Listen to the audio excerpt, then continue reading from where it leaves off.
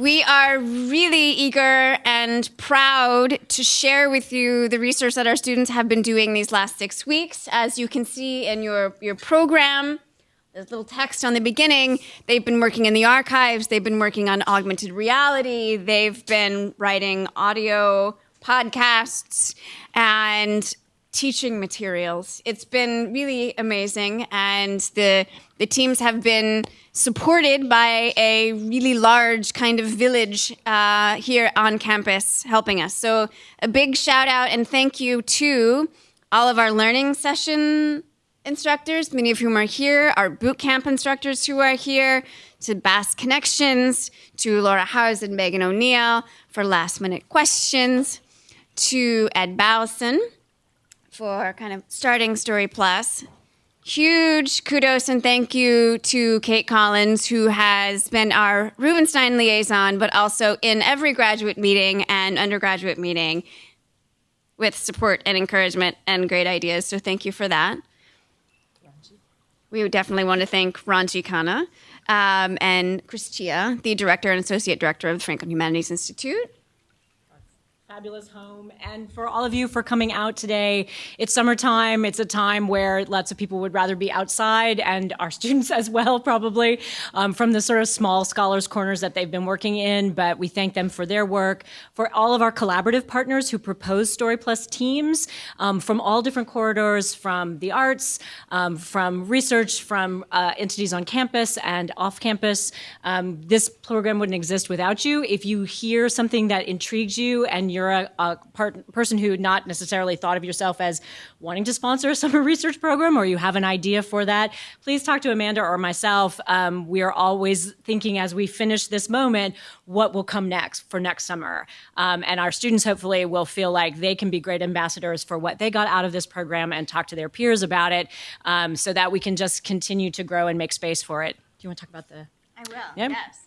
So you may have noticed as you came in our little flyers that say humanities research is, humanities research means, I am a humanities researcher because, and humanities research impacts. So we're doing a bit of an experiment and fun activity where we're setting up a pop-up video booth right after the symposium in the conference room there, catty corner to where we are now. And we invite everyone to choose one of the sheets and write a little bit on it, and we'll post it on Instagram, we'll cut it into a video. You're welcome to share. Helps us think about what humanities research is and what it does and what we are and what we do as humanities researchers, which we think is important. So that gives us an opportunity to write it down. Yeah? So after the symposium, I'll remind you, but these are your choices. Grab one if you're struck by something in the course of a presentation. Grab it, keep it with you, and then just file into there afterwards. Absolutely. Yeah? All right, so then we will get started with our first two teams, If Pirating Texts and the Walt Whitman team. Pirating Text team is first. Yes, are you guys ready? Yeah. Okay. So we are with the Pirating Text team, and we're working with Grant Glass, a graduate student at UNC, and Professor Charlotte Sussman, a professor here of English. And we're working on the story of Robinson Crusoe. So Robinson Crusoe was published in 1719 by Daniel Defoe. Since then, it has been published in thousands of different editions. It spawned an entire genre known as the Robinsonade, and it has been imitated, translated, and copied thousands of times as it spread throughout Europe and the world. Influential literary critics like Virginia Woolf and Ian Watts have even argued that it's achieved the status of myth in our culture just because of the sheer proliferation of Robinson Crusoe-inspired stories. And you don't have to look any farther than modern storylines like The Martian or Swiss Family Robinson to see its continued influence in our culture. So our main focus of this is looking at how have they adapted it and how has the story changed over the past 3 centuries. So there's about 11,000 to 13,000 different editions of Robinson Crusoe, and that's just the original tale itself. So the previous Data Plus team a year before us actually was able to track this and find the most modern, like the most accurate copy of that, which was actually published in the 19th century, about 1860s. that's really cool. And it's also been adapted countless number of times in ways that we can't even really count, because when it starts to get into defining what is a Robinsonade, what is this genre that we don't really know much about, it gets a little difficult. Is it more than just an isolation, shipwreck tale, or is it just that? So actually, we have this really cool graphic from the Old Data Plus team, which shows the map and kind of its progression like amongst the years. So if you see here, this bar down here kind of progresses in time, and you can see the number of editions and where they are increase and spread across the entire world in the time frame. And this map in the data is really cool because what you can do on the bottom is see like for example, in Robinson Crusoe, there's a famous footprint scene. And if I wanted to see only the books that had the footprint scene, then it would be, 600 of the 1,000. So clearly all the editions are very different and they include different things. So it starts to change what is the original framework of the text and why is that significant.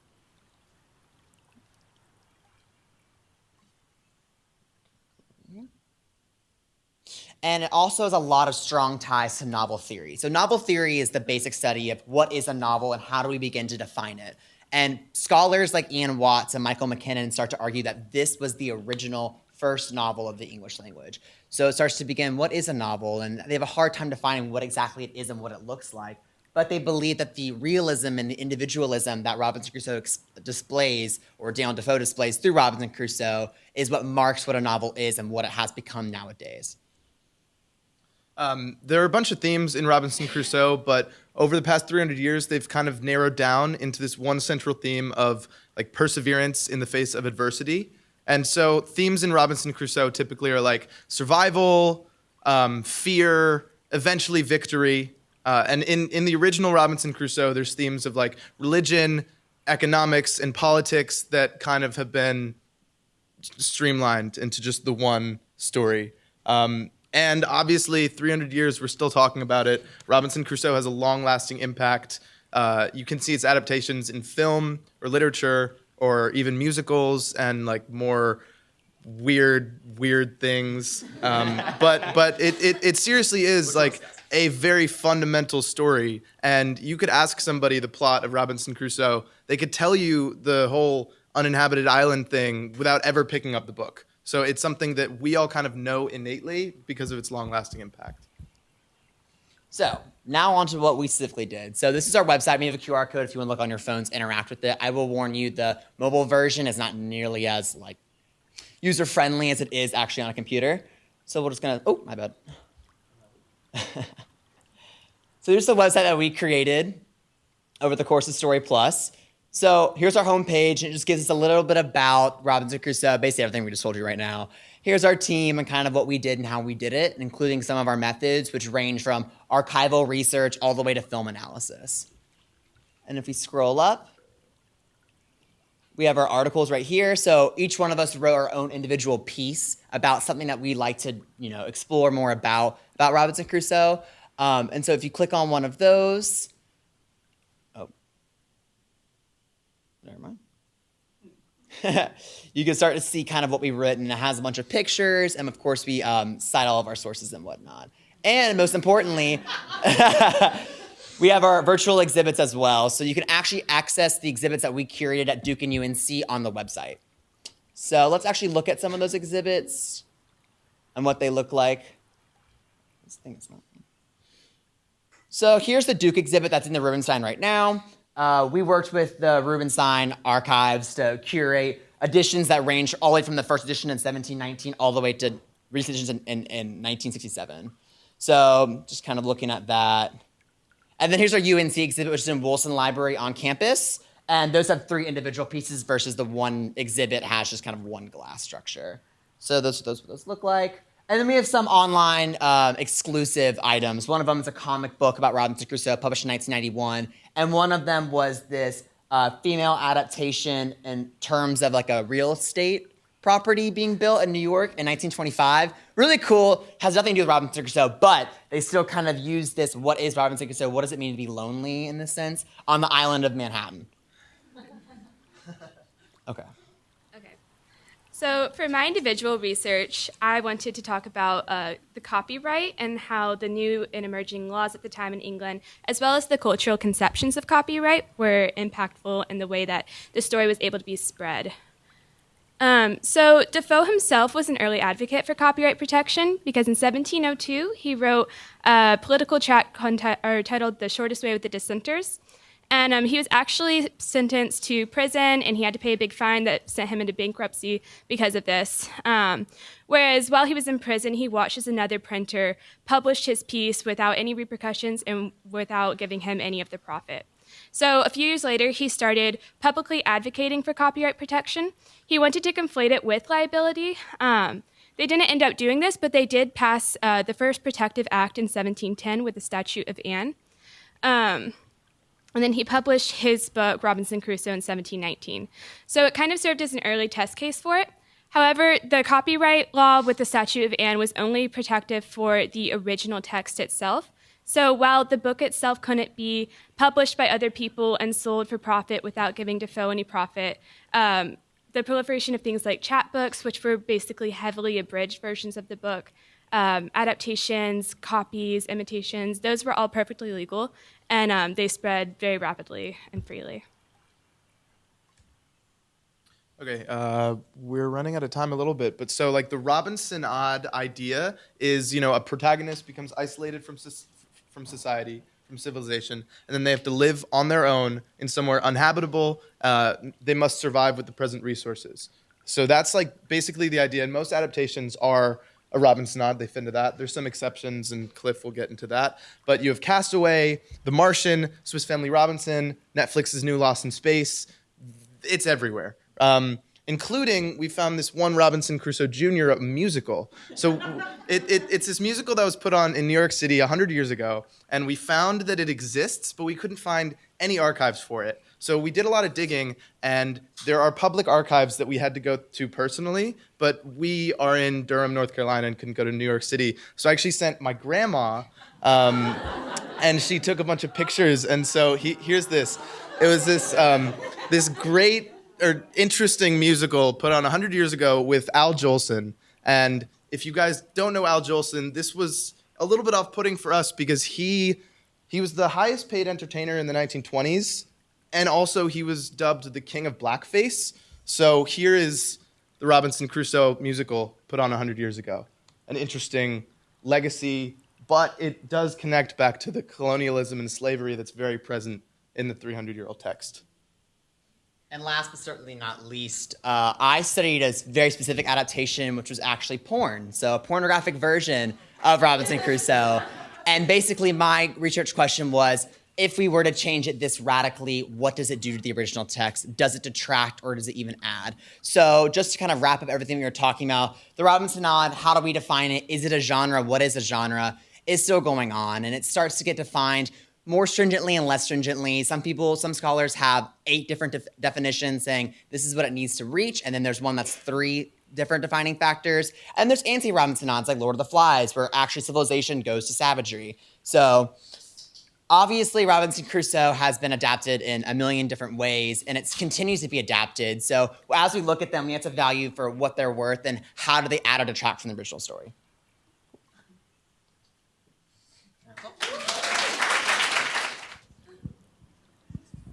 Good afternoon.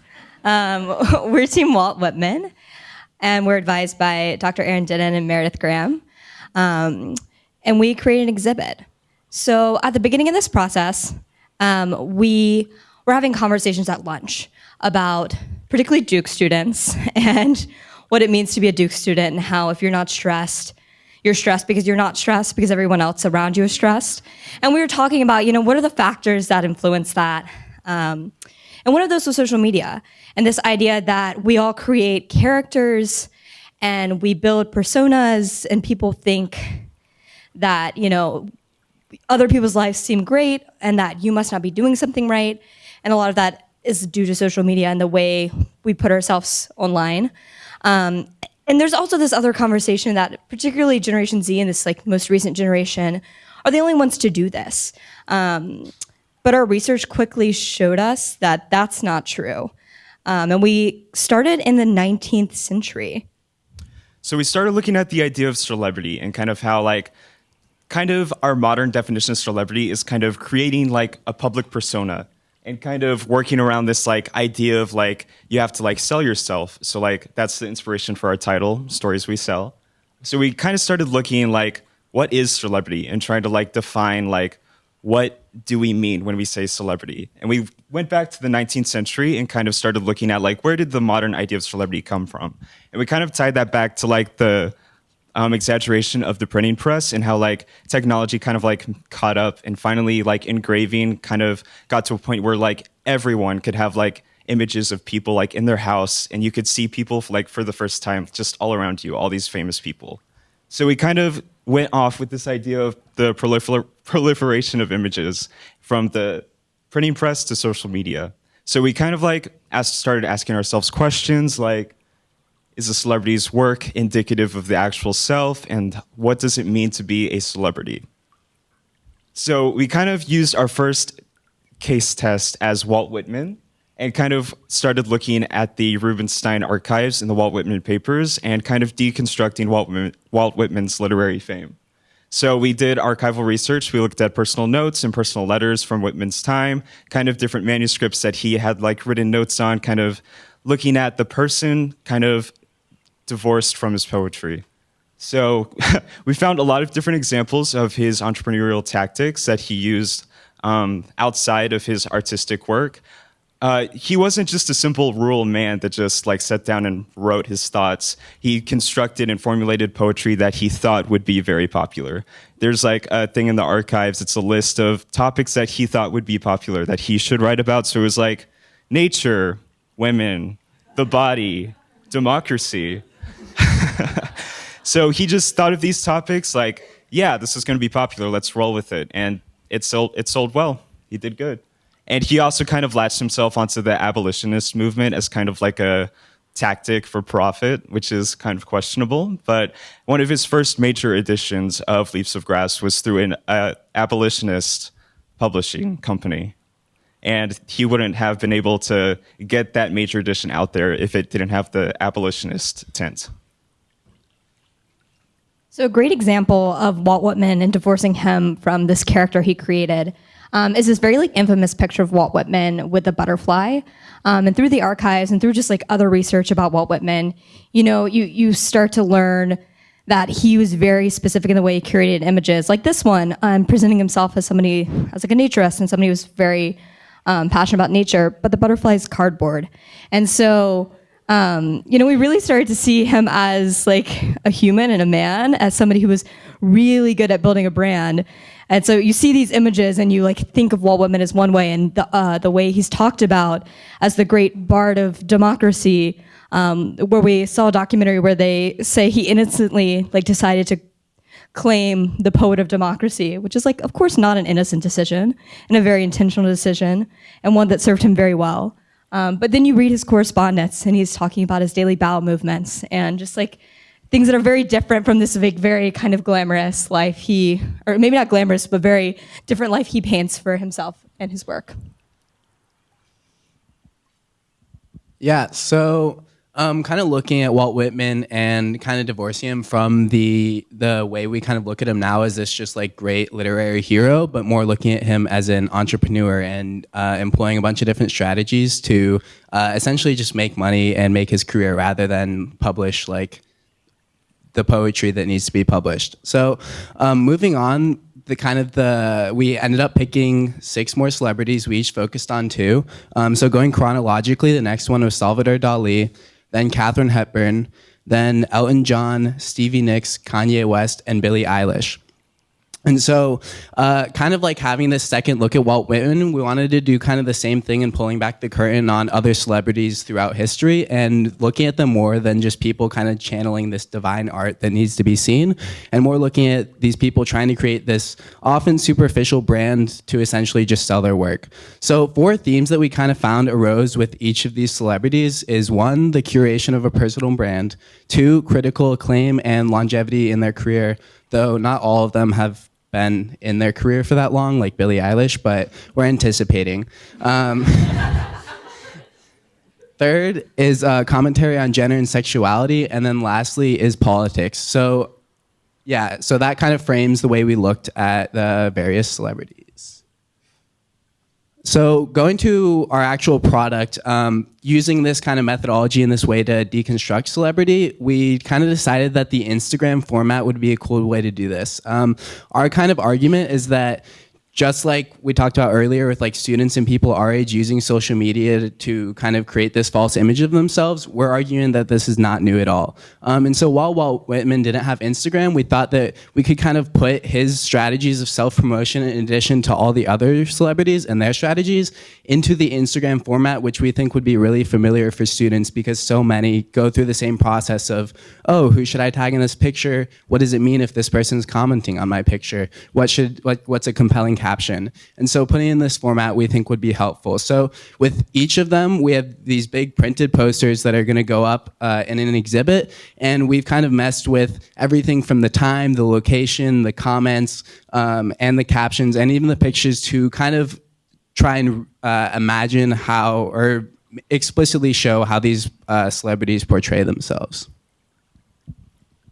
The final exhibit will also have these annotations on them to kind of ground it in a more academic background and kind of display our research and our secondary sources. And so like this picture of Dali, we have constructed a following based around his bizarre appearance and antics and different things about his politics and how he used like sexuality in his art. And this is going to showcase some of our research with the Rubinstein Library and kind of give it a more academic setting. Yeah, so with this exhibit and essentially our 8 posters, we're putting in 3 locations which we think will each kind of bring out an important aspect of our presentation and kind of retain like its multidimensional nature. So it's going to start out in the Wellness Center, and like we talked about earlier, we think that digital health and digital wellness is something that's really important, and we think it's especially important for people like at a school like Duke who are, their peers are celebrities, or if they're not celebrities, they're really talented and they're brilliant, and it's kind of easy to get lost in what other people are doing and what they're achieving. And so kind of trying to deconstruct and say like we're a little more human, and these people that you're around might be more of a brand than an actual person. And so that's kind of where we're working with the Wellness Center. Then moving into Perkins, we're doing a little more, I think, trying to accentuate the academic portion of this and more of the scholarly analysis that we're trying to do specifically with our annotations, and just look at these celebrities and the brands that they create as a like cultural object, essentially, that we can analyze. Then lastly, it's going to stay permanently or for an extended period of time in innovation and entrepreneurship bullpen in downtown Durham, which we think is another area that's not really put together with the arts and the humanities nearly as much, but like in our society, art is always going to be or have this relationship with entrepreneurship. And so thinking critically about that, I think, will be helpful both to understand art and other endeavors better. And finally, to bring this back, our 8th panel features Duke students. So it is a similar Instagram format, but it's an interactive space where this is a mirror panel, and these are pretty like big printouts. And so there'll be a mirror panel and a space for Duke students and visitors of the exhibit to interact with our project. And so tying it back to this whole question of, you know, what does it mean to have like digital wellness and to be thoughtful about the way you're presenting yourself. We'll ask you the same thing we're asking everyone else. What is the story you're selling? Thank you. I'm wondering if there's certain aspects of social media that you think exacerbate that feeling of having a brand or of creating a persona that distinguishes it from the historical examples that you've brought up. I think it's a really great question, and that was part of the conversation.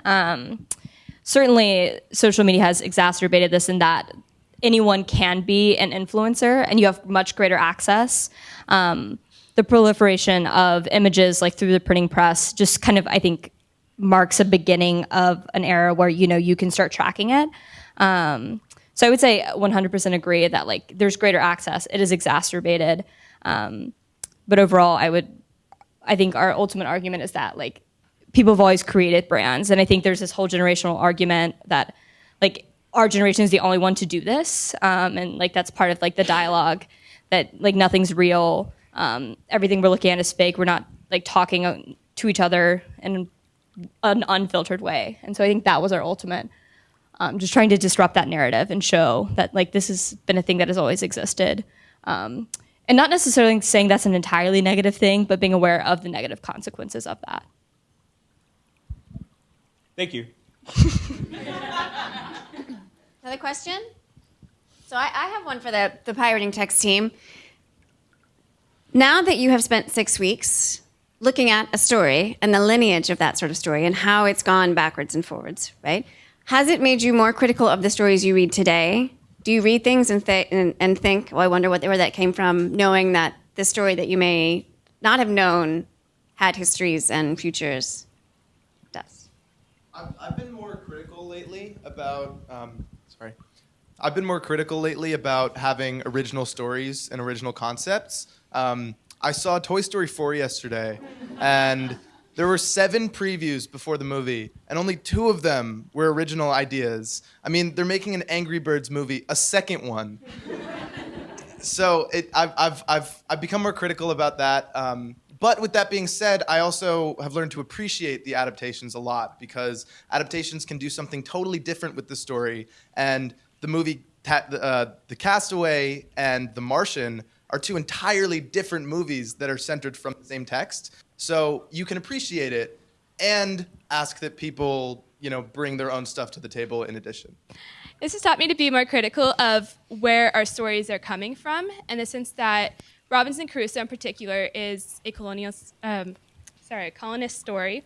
It's racist, it's sexist, and there are a lot of ways that adaptations try to gloss over those parts or change them to look a little bit different, to look a little bit more acceptable on the surface, but underneath it is the same power dynamic that is in the original story. Some of them flip that on its head and try to subvert those power dynamics, which I think is really awesome. Some of them just take what they want and, it's not even, doesn't have anything to do with it. But it's just really interesting to look at modern stories and to see the way that they deal with the trickier content that they're drawing from. Yeah, I would say the similar things, especially as I was reading this obscene work that was published in 1967 about this. And then when I first came into this, and I thought, porn and this original, classic text, this is wrong, I can't deal with it. And then when I read it, and of course there's a lot of problems with it, but I read it and I realized that it was the exact same story, but absolutely radicalized and revolutionized. So we're looking at it from a perspective, same things happen, but from a totally different mindset. So in my paper, I was talking about how there is no single story, as we talked about throughout Story Plus, and about how this author thought, okay, what do we think about this part of being alone, about the sexual nature of being alone? How do we deal with those impulses? What happens there? And that really made me reconsider everything. This one castaway narrative that you think, oh yeah, this is what would happen. Well, the same things happen, but really this is going on that maybe had been going on, but Defoe wasn't saying. Of course, that's making stuff up. But what my point is that there's a lot more to one story than one side, and that helped me realize it. About 200 years later, this guy is revolutionizing the exact same story with the exact same details, but just putting a new perspective into it. Did you find that the creators of these newer modern adaptations, do they title themselves as Robinsonides? Do they title themselves that way, or has this storyline and narrative become so popular, for example, Star-Crossed Lovers, that people no longer claim the original derivative from it, or is this, do they all claim it? So Lost in Space, for example, is this new Netflix show, which it has roots from a Lost in Space from the 20th century, but that's kind of also rooted in Swiss Family Robinson, which is a descendant from Robinson Crusoe. So you can see how Lost in Space doesn't call themselves a Robinsonade, but they are, because they're a descendant from Swiss Family Robinson, which is a descendant from Robinson Crusoe. So it kind of works like that in interesting ways. And The Martian never comes out and says that they're related to Robinson Crusoe, but it's very obvious to see just from the story. But then it gets a little complicated in what is the exact story. And you go on Wikipedia and you look at the Robinsonades, and then they're just random movies that you're like, I guess I could see that, but not really. So it all depends on like what frame of reference you're looking at it with. But a lot of the times, the creators don't go out and say that they are, a Robinsonade. Yeah, it really depends on how modern or contemporary you're looking. Like the modern films in the 60s and 70s would usually be like Robinson Crusoe on Mars or Robinson Crusoe period, and they would just take the tale and kind of readapt it or just, try and translate it into film. But the later we start to get, we're more just seeing this underlying story that we can draw back to an original text. Like you're saying with Star-Crossed Lovers, that idea that Shakespeare created. So yes and no, it kind of depends, and especially with literature, it's kind of like tipping a hat at Robinson Crusoe, but it's not saying this is a Robinsonade. And just with books and film, like Treasure Island it's like kind of an adaptation of Coral Island, which is a Robinsonade. So it starts to get like a lineage we're starting to see. So it's like how far can we go in degree separation before it starts to lose its meaning in that sense. Sometimes it also depends on how loosely you want to define a Robinsonade. And what ideas they're taking from it. So the show Survivor, for example, could be classified as a sort of Robinsonade, but I don't think that is what they were consciously having in mind when they created it, too. So if you want to just take certain elements of the story, that I think is just definitely a part of our cultural canon now. Hi, for the Story Cells team. When you use the word cell, do you believe that there's a negative connotation with the story you're selling versus the story you're marketing or the brand that you're marketing? I'm a business professor, and so I teach students to tell their story. I think I teach entrepreneurs to tell their story. I think it's a very positive thing, but the word selling has a negative connotation to it. So how do you combat that, especially with regard to your participative project, which I think is really interesting, but might have that perception of negativity? Yeah, so I think it definitely, I guess sell in general might have a negative connotation, but our intention with this project is more just to complicate things, definitely not a negative thing. I think it's better if we have a more realistic understanding of how we need, like essentially artists need to be entrepreneurs to support their work, and just thinking about those strategies. But I think also actually, yeah, that's all I have to say about it. I might recommend the word promotion. It doesn't have as much of a negative. I mean, I love the story. I mean, I'm really captivated by your work and the integration of social media. And I think that more people in my generation and above need to hear that what the technology has allowed your generation to do is no different than what other types of media have allowed other generations to do. So I greatly appreciate that, because I think that there is that misconception. But I also think that it's a challenge to overcome some of the negative beliefs about the brand that you're promoting on and that type of thing. So I'm really curious about this. I've written down your dates, so I plan to go here. Thank you. Thank you. Hello. Hey, everybody. We are the 23andWe team. My name is Madeline Winchester, and I worked with Dakota Douglas Monotong and Patricia Bass for the last 6 weeks. We watched so many advertisements from genetic ancestry testing companies, basically just to try and figure out what is going on. So yeah, this is our presentation. So there's a commercial by Ancestry.com called Inseparable that kind of inspired this project, and it essentially depicts a slave captive woman and a white man, and he asked her to run away with him. And so we're going to play y'all the commercial, and then after we're going to use Poll Everywhere, which is a kind of live response platform, and allow you to pull out your phones or your computers and kind of text your opinions of the things, just kind of get everyone in the mood to watch these commercials. Abigail, we can escape to the north. There's a place we can be together, across the border. Will you leave with me?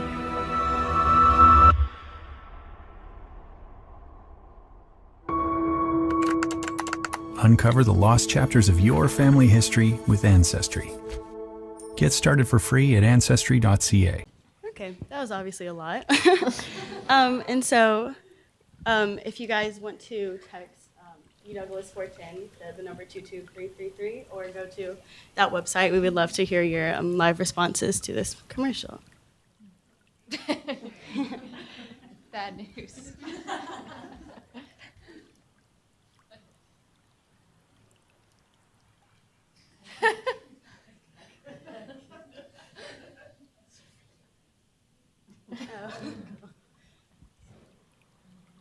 Yeah. Problematic. There we go. And the words get bigger as more people agree with them. So problematic in government seem to be pretty popular.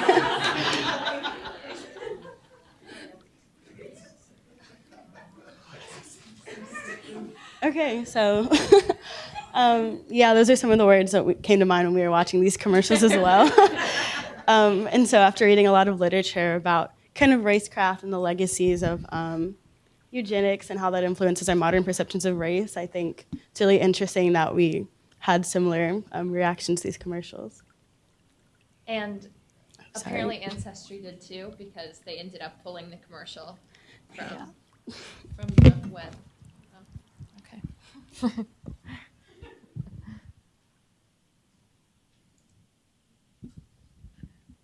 Okay. So basically what we did was we watched 90 advertisements from Ancestry DNA, 23andMe, and MyHeritage DNA, and we chose those 3 companies in particular based on the amount of Facebook likes that they had, like as a proxy for their popularity amongst the public. And then in a preliminary analysis, we identified 4 main themes that each of the 90 advertisements could potentially fall under, and those were ethnic and cultural identity, current family, ancestry, and nature. We didn't really do anything with the nature theme. We kind of just like identified themes of nature there. And then what we also had to do was code for the race of each subject in each advertisement.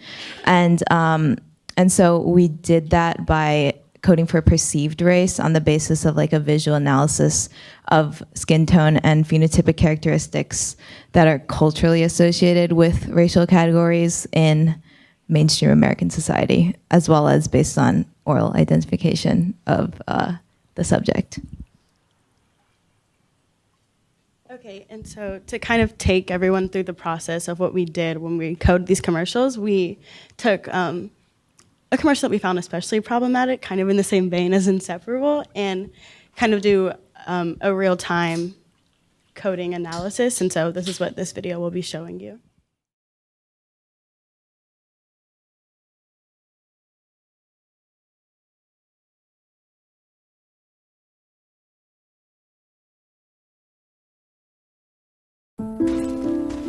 If you knew that your great-grandfather built an empire,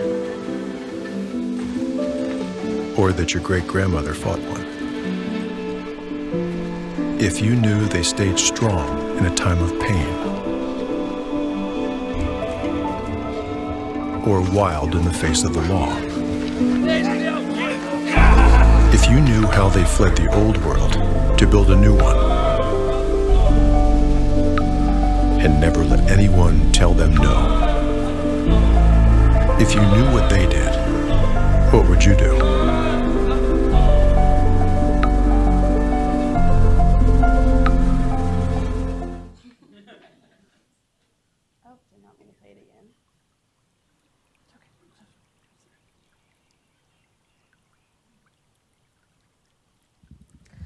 So our main research question is, do genetic ancestry testing advertisements under or overrepresent subjects of certain races in their portrayal of themes surrounding ethnic, cultural identity, family ties, and ancestry?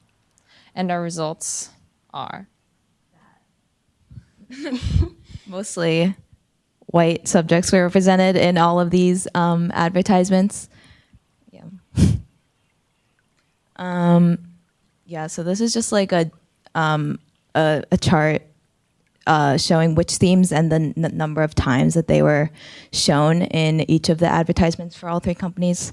And so like 23andMe, for example, favored current family type of advertisements, and Ancestry DNA and MyHeritage favored ethnic and cultural identity related advertisements. And then this was a chart showing the amount of times that subjects that were white and versus non-white were shown in these advertisements for all thematic categories in all three companies. And so obviously for themes of current family and ethnic and cultural identity in particular, white subjects were dramatically overrepresented in those types of advertisements. Yeah, and then that's just like the same type of chart except broken down into 3 separate categories. If you notice from MyHeritage DNA, there are no non-white subjects represented in any of the categories, which we found really shocking. So that, again, sells the idea that whiteness is very overrepresented, but no one expected anything else. So, and then we have this last video that we created that basically kind of ties together a lot of the themes that we noticed in all the advertisements into one like montage. Time to see my 23andMe genetic profile. And then I found out there's 9% specifically Italian, and I'm like, you know, that is very interesting. I always felt, you know, a part of me was Italian. I speak with my hands, you know. I like Martin Scorsese movies. I like watching The Sopranos, and I have an affinity for men's jewelry, right? When the results came in, I saw the most amazing thing. I have over 1% Ashkenazi ancestry. One of the young ladies that was working in my department at the time was Jewish. I ran downstairs to her office and I said, "We're cousins!" 52% of my DNA comes from Scotland and Ireland. So I traded in my lederhosen for a kilt.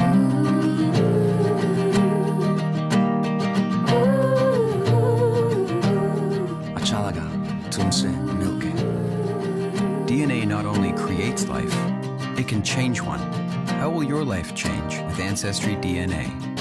It's a human thing to want to know more about yourself, and you can't get any more knowing about yourself than processing your DNA. 23andMe is kind of filled in a blank in my life. I mean, oh my God. Oh, wow. I feel complete. I feel whole. Whoa! It was one of the happiest days of my life. I think it's just so lovely to know kind of who you are and where you're from and what you're made up of. It feels like it's unlocked something deep inside me, and 23andMe has been a life-altering part of my life and something I'll never forget. It was one of the most wonderful things that ever happened to me. It was the best feeling that I ever had. This has been nothing short of amazing, and I'm just so grateful to be here. I'm gonna go a bit far right now, but this should be compulsory. There would be no such thing as like extremism in the world if people knew their heritage like that. Like, who would be stupid enough to think of such thing as like a pure race? It's genetic. These things are in you. And it's irrefutable, right? It's in the genes, you know? Yeah. I think it will really change the world. I believe that. It kind of makes the world seem a little bit smaller than you thought it was, and everybody else seem a little bit closer than you thought they were. Maybe everybody should get this.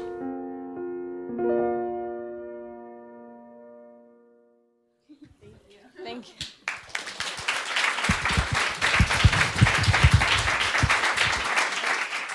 Hello, everyone. My name is Annie Hahn. This is Veronica Nyamba, and that is Danielle Welton handing out our zines right now. And we are the Photographic Life of Harriet Tubman Story Plus team. Now, originally, our goal was to simply find different photographs and fine art pieces of Harriet Tubman and analyze them in regards to how they represent her. However, for us, the project really evolved to include a variety of other art mediums, including film, theater, music, literature. And we wanted to further analyze how these works adapted Tubman's representation for our modern society. So to start, we spent weeks researching Tubman's life and later compiling our own database, culminating into this wonderful website. Through this process, we learned a lot about the many sides of Harriet Tubman. For the first 29 years of her life, she was an enslaved person, growing up in a family with both her parents and numerous siblings, some of whom were sold to different plantations. When she was 12, she was struck in the head by a slave owner, making her develop narcolepsy, a mental illness that caused her to suddenly fall into sleeping spells. She suffered with this for the rest of her life. During that time, religion also became a huge source of motivation and strength for her, giving her a great amount of resilience for her accomplishments later on. After she escaped slavery, she became a conductor for the Underground Railroad and contributed to the freedom of over 70 slaves. Now, during the Civil War, she was a nurse, scout, and spy for the Union Army, and she became the first woman to lead a military raid in the U.S., leading to the liberation of over 700 slaves. She was also a strong supporter of women's suffrage, working with other famous figures like Susan B. Anthony and Elizabeth Cady Stanton. Now, despite the amount of hardships and humanitarian contributions she's given us, we have found a trend for various news and media sources to restrict her work to only that of the Underground Railroad, which makes up a large part of how we remember her today. Though it is still an incredible feat, in this way, they've effectively reduced her influence and ignore most of her impact on American history. Even then, the contribution of the news and social media has attempted to distort her image by supporting fake pictures or quotes that try to romanticize her as a public figure. Whether it is an attempt to glamorize how she looked or embellish her achievements, they have managed to subject her historical legacy to unwarranted and restrictive criticisms of our modern society. However, when researching these different art forms, we have found that they not only break those limitations the news has put on Tubman, but try to expand on her image. They build off her complex background to bring out a greater understanding of her resilience, suffering, and purpose.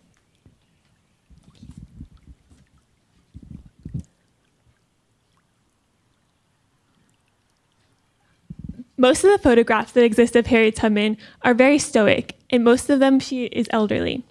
However, this newly discovered photograph of Harriet Tubman shows a more stereotypically feminine version of her, and it's more personable. The artistic renditions of Harriet Tubman have a more emotional appeal, and a lot of them can be seen in the zine that we just handed out. For example, we were able to visit the North Carolina Museum of Arts and see this mural by Aaron Douglas, where Tubman is breaking her chains of slavery. Also, Jacob Lawrence created a series of 4 paintings on Harriet Tubman, and they show a more dynamic and colorful aspect of her life. Tubman is only featured in one full-length film, and many of the other features on film and TV are shorter or incomplete or satire. However, later this year, there's a biopic named Harriet coming out.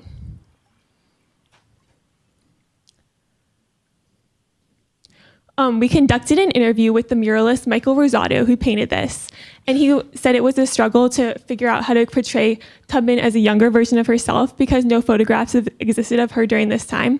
However, he wanted to make it very personable, as can be seen where she's reaching out her hand. There's a photo that went viral of a young girl reaching and touching her hand, showing the emotional aspect of it.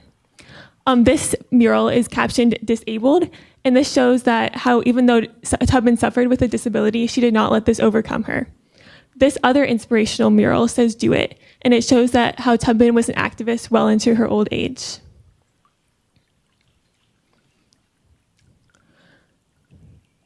Two statues exist of Harriet Tubman in St. Catharines, Ontario, and this shows her broad-reaching impact. After the Fugitive Slave Act of 1850, Tubman had to bring enslaved people up north in order to set them free. Something that is often overlooked is her religious ties. In the children's book Moses, she is seen having conversations with God. Also, Colin Quashie did an art piece where Tubman, as you can see right here, where Tubman is wearing rose-colored glasses. And this is because her religion allowed her to empathize with her slaveholders, despite the terrible things that they did to her. Finally, the segregated YWCA in Durham was named after her, and this is a Christian organization. This is what it was supposed to look like, and this is what it actually looked like. And we think this is due to lack of funding. The goal of this organization was to build female empowerment and community, and its religious ties can be seen farther in the dedication. Finally, there's an effort to get Harriet Tubman on the $20 bill. And in 2017, these two muralists painted Harriet Tubman on the bill. Okay, so as Danny said, there's an opportunity for Harriet Tubman to be featured on one of the most important parts of the American economic system, paper money. So back in 2015, the US Treasury Department announced that they were going to change the face of the $10 bill, Alexander Hamilton, with a woman. The only problem there was a musical called Hamilton by Lin-Manuel Miranda, and people were like, that's not happening, we can't change Hamilton. So people were like, why not change Andrew Jackson, 7th President of the United States, who was a slaveholder and also contributed to the genocide of thousands of indigenous people. People were like, that's a better effort to get after. So later that year, a campaign called Women on 20s began, and they selected 15 women that they thought would be worthy and would be good to replace Jackson on the $20 bill. Out of these 15 women, Harriet Tubman, she took first.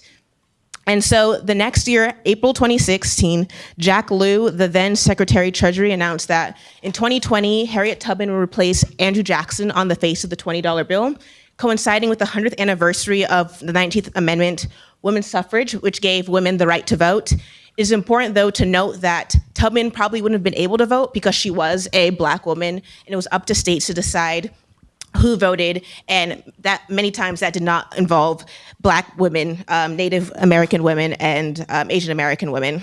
So fast forward again to last month, Steve Mnuchin, the current US Secretary of Treasury, announced that the bill would be postponed until 2028. Supporters of the bill were not happy with this. They were outraged that they wanted to stick to tradition, and the US said they needed to work on anti-counterfeiting measures with the money, which is why it was delayed, but that's kind of iffy. But even with this delay, there's still an opportunity for Harriet Tubman to be presented on the $20 bill. As my teammates just passed around, Dana Walt, an artist from New York, created a Harriet Tubman stamp that people could use to stamp over the face of Andrew Jackson. So he created this so even though the bill is postponed, it could put an image of Harriet Tubman on the face of a man who did so much harm to the people of this country. So we used the Duke collab, we 3D printed and laser printed these stamps, and we're passing them around. So as you're like stamping or like thinking of stamping the fake money, or if you have any paper money, it's good to think about the conversation this starts, whether you agree with it or not, because Harriet Tubman did so much for a country that did so little to her. So do we even deserve to have her on a bill of money that is often used to hurt people like her? But at the same time, she didn't remove racists from our currency. So it's just this big conversation that flows, and it's a really nice conversation starter. It's nice to see if it will ever go into circulation if you come across a stamp 20. And then lastly, if anyone is scared about like counterfeiting or like worried about that, the US does have anti-counterfeiting laws, but if you don't tamper with the serial number of a bill, try to change its denomination or advertise on it, it's all good with that. So you're good to go to stamp on your actual 20s, not just the fake bills we pass to you. And then, like lastly, Harriet Tubman, she wasn't one to brag about all the efforts she did. She rescued people, and then she went back and she rescued more. She didn't like flex or boast all her accomplishments, so she probably wouldn't have been necessarily keen to all of the attention she is receiving, especially now. Like if you look up Harriet Tubman, there's a new news story that comes out every day. But it is important to acknowledge her, to remember her history, and to remember the different aspects of her that do exist, because she wasn't just a single story, she was so much more than that. And so that's just an amazing part of Harriet Tubman and just her legacy. Overall, Tubman was a fantastic figure, and even if she wouldn't have supported all of the attention that she's getting now, she definitely deserves it. And we understand that visual media analysis, though it's not a very huge part of research, we think it's very important. We think even though it might not always be the most practical or conventional, it's a huge part of adding another dimension of understanding to an audience and the subject, especially when we're trying to represent and memorialize a historical figure such as Tubman. Thank you. Hi, I'm Sarah. I'm part of the My Voice, My Body team with Nick and Amy, and faculty sponsor Dr. Neal and graduate mentor Peace Lee. For our project, we analyzed about 250 sermons by 72 women. For each sermon, we analyzed the rhetoric, researched the context, found key quotes and words, and summarized the content. we compiled the best sermons into a playlist called A Year of Listening to Women Preach, which will be uploaded onto the Duke Chapel website. We also researched and interviewed female preachers in the area. I had personally never seen a female preacher before I did this project, and this project really made us think a lot about what it means to have only one part of the Christian population telling the rest of the Christian population how to live out their faith. We also created a video, which we'll show shortly.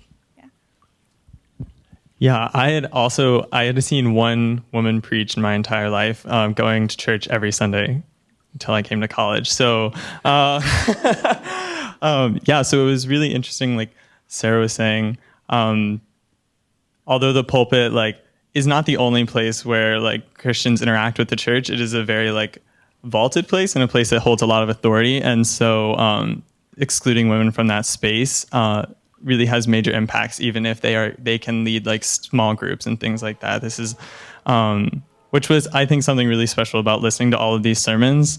We only got to interview 3 of I say only, it's actually very amazing that we got to interview 3 women in person because they're still associated with Duke and in Durham. But there are some women who reoccur. And so I would listen to 20 sermons by one woman. And you almost feel like you know someone after that because you see what really presses on their heart. One woman would almost every other sermon bring up the Rwandan genocide and the war in Yugoslavia. And so it was very obvious which things were really affecting her and how she saw them interacting with her faith. And so even not getting to interview her, it still was very special to hear all of those and really try and construct her story from that. Hi, I'm Amy. Also, I grew up Christian, never heard a woman preach, and I actually sent our video to a friend last night, and she said, I didn't even know female preachers existed. So that's something. Anyway, about the video.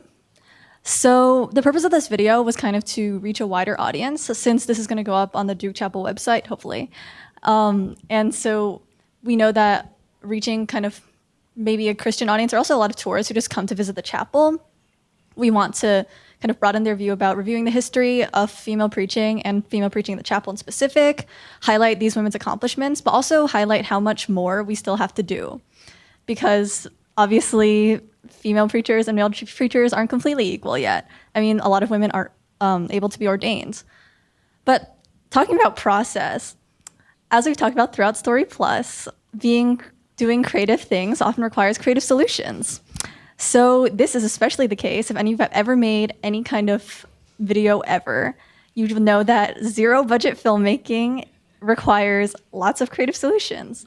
So some of the things that we did, for example, is that since we weren't able to reach a lot of these women, talk to them in person, we wanted to know how can you really represent them in an accurate way.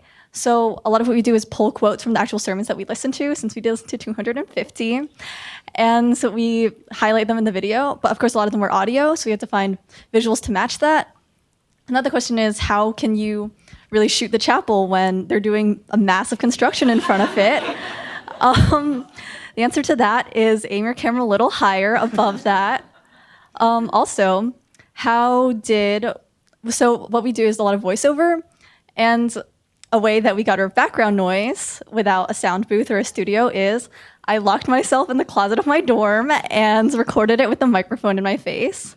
And also, for example, you see this image of the chapel, but there was a massive construction in front of it. Inspired by clickbait, I ripped this off of Google, so it's not actually in the video. That being said, here it is. All these challenges come to us through the bold and brave decisions of women. And heard several acknowledge that they could have never accepted a clergywoman if they hadn't gotten to know one. They As for the current status of clergywomen in my conference, there has Perhaps been a they say that as much as they'd like to ordain women and make women that were fully praying they equal in wouldn't church get and one home, are they now cannot praying. do so because the Bible forbids it.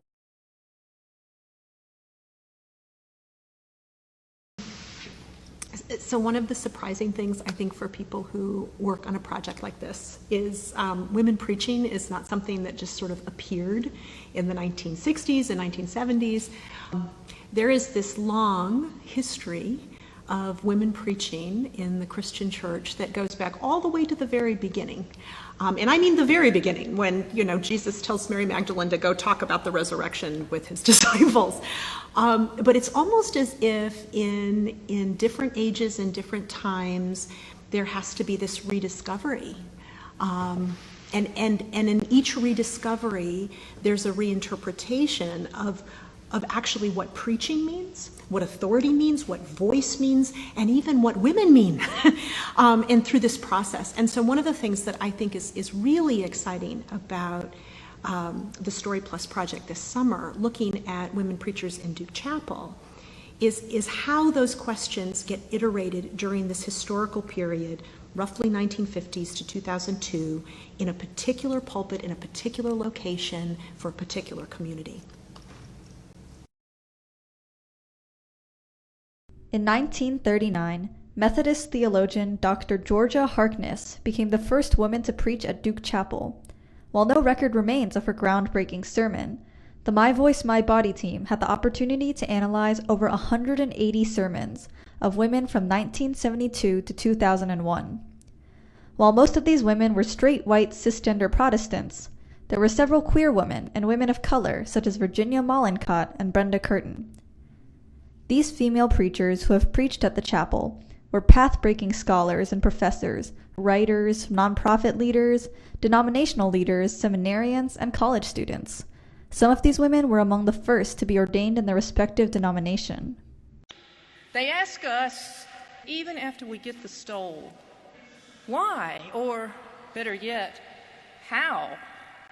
When I first started into this work, it was usually more along the lines of, why look, it's that new lady preacher the bishop has sent to us. Now, how in the world did you get to be a minister? While the number of female preachers has grown, they are still a minority. According to Faith Communities Today's 2010 national survey, only 12% of Christian congregations have a woman as their senior or sole ordained leader. The two largest Christian denominations in the United States, the Catholic Church and the Southern Baptist Church, do not ordain women. So one was the executive presbyter, he was the paid head of our presbytery, and the other one was the man in charge of candidates. So I sat down in this small office with these two men who seemed friendly, but I had never met them before. And they looked at me and said, the church doesn't want people who look like you. Even before a preacher speaks, their body sends a message about who has authority in the church. Most of the women we interviewed did not grow up seeing women preach. They became the role models that they had missed growing up. Perhaps former assistant minister of the chapel, Charlene Kammerer, said it best. I get asked this question too. How does it feel to be a pioneer? There is a very keen motivation to persevere, to continue running at all cost. There is also for me, though, the deep knowledge that other women have indeed gone before us, and perhaps their journeys were never recorded, but because of them, I know it is possible for me to run this race. There is a sense of excitement because there is an awareness that you are creating history. So that's our project.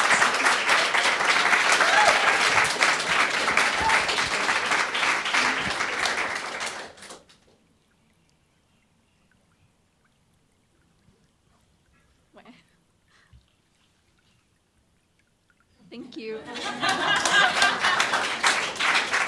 But it seems like for you guys in race and genetic testing, what you found is not surprising to me and didn't seem like it's surprising to you. So I'm curious, having done this, do you have new research questions that sort of contrary to your expectations? And what are they? Well, I think you're right. Like the actual race and like the people portrayed in these commercials wasn't really surprising at all. But what we were more looking for was how people are represented by theme breakdown in these commercials. And so not just whose stories they're telling, but how are they telling those stories and which stories are they omitting from those commercials. So I think if we had more time and more access to commercials, because they're pretty difficult to find, to actually get a good bank of all the commercials that are produced, we would probably like to see like an actual sort of historical timeline of which events are represented and which are completely underrepresented. Because we noticed that in these commercials, they often, and this was completely qualitative because it's really hard to get a quantitative like a number for this, but they sort of put on these rosy glasses to look at history. And so if somebody who was mixed race or black was the subject of the commercial, you know, it usually wasn't so much about ancestry. You know, they would like to focus on like the larger aspects of culture. And we noticed that if you looked at certain time periods, they would talk a lot about white histories, but not black histories, because then they would have to go into something like slavery or something that's not so fun to look at or to celebrate, you know? And so I think if we had more time, we would actually like to create a timeline and sort of map out what's missing and you know, what stories need to be told. Yeah, like what was interesting is that like there weren't any depictions of slavery really as like a part of one's family history or ancestry, except for like one of the ads, which was Inseparable, that you guys saw. So that's like and also our research focuses on Anglophone or English-speaking commercials that kind of only represent whiteness as we saw, but there are also genetic ancestry testing companies that are dedicated to looking at the genealogy of people of color. So there's AfricanAncestry.com, and one trend that we found that was pretty overwhelming is that people have a tendency to cherry pick and adopt new identities, like the man who is, 6% Italian and like likes to talk with his hands, kind of following that pattern. And so I think a recent question that I had would be if we were to analyze maybe AfricanAncestry.com for people who are descendants of slaves, how does that maybe impact their identity to know where they come from in Africa, and that could lead to cherry picking and racial groups or people of color. Yeah, so I think what Ashton is saying is that all teams could answer that. What are remaining, if we might pass it to the other two teams, what are remaining research questions that you found? Because we mostly focused on female sermons, we were able to, in some ways, compare them to other sermons preached based on the ones we'd seen growing up, but we'd like to have also compared them to what other groups preached at Duke Chapel to really see those comparisons, especially because we've tended to see that women at the chapel have been more political and often more progressive. I guess for our team, especially when we were looking at the children's books, that was super interesting because I don't remember having many books about Harriet Tubman when I was a child, but we walked into the Regulator and I was pleasantly surprised. There were quite a few books. So just seeing how that visual art kind of helps people learn in the future, because it is a form of art or just a form of learning that doesn't require a lot from the audience member. You don't need to have a certain education level or a certain background. You just need to be able to look at it and ask questions. So I feel like just going on and seeing, maybe even if a child were to look at the Harriet Tubman stamp, maybe they didn't know who she was, but they would be like, who is this, or why is this happening, or something like that. So kind of more looking at how the visual life might be a better approach to furthering learning about her history, because in the written approach that we learn in school, it's a 20-minute lesson plan on slavery, and then they're Harriet Tubman, and then they're okay, Reconstruction. So that'd be interesting. I think maybe if we had more time, we would have done a full map out of all of the historical context and certain times when there were more paintings or works done of Harriet Tubman, to see if there was a particular specific reason in terms of social movements, any of that stuff. But I think that especially now with film and TV becoming more prevalent, I think that they've done a very good job in kind of encouraging a wider representation of everything she's done, except for the one film that's featured her, which is Abraham Lincoln, Vampire Hunter. But yeah. So I have a question for the sermon team. I'm curious if any of you wrote your own sermons as a part of this project. And if you didn't, if you would, not that you have to, but would you write a sermon after having done this project? And if you did, how do you think what you wrote might be different for having read all these sermons? Well, speaking for myself personally, I have not written a sermon. However, we were talking to Pace and she told us about how, I think in your senior year, or is it any year? Oh yeah, well, undergraduates actually get an opportunity to preach at the chapel. You can apply and do that. I'm only a rising sophomore, so who knows if I'll do that.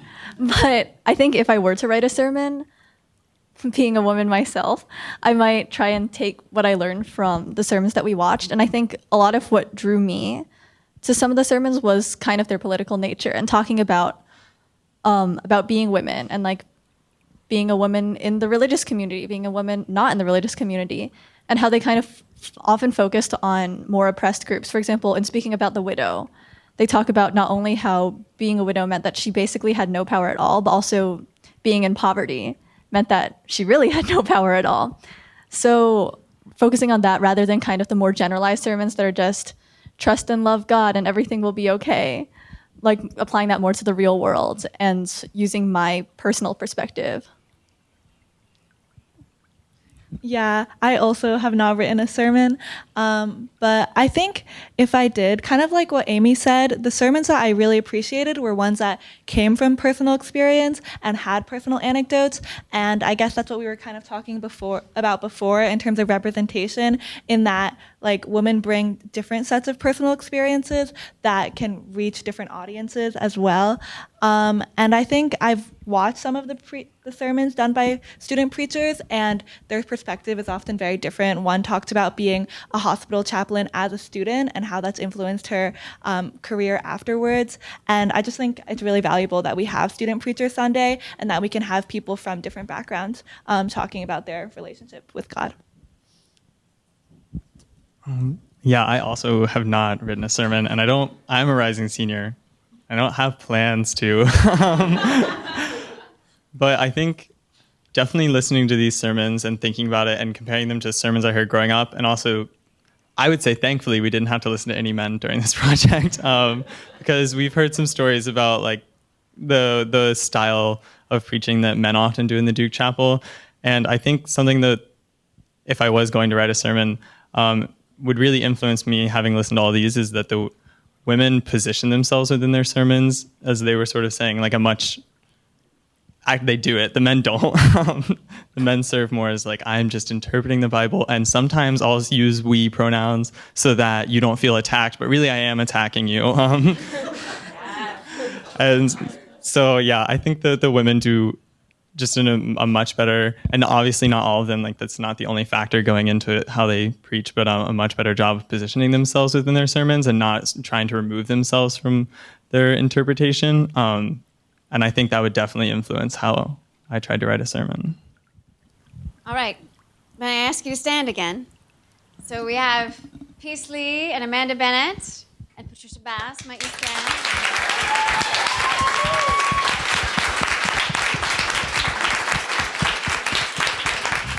Okay, so I'm Sonia Filippo, and these are my team members, Sandra Lexick and Julia Nasco. Our wonderful project supervisors were Laura Mickham, Josh Rowley, and Megan Cashwell.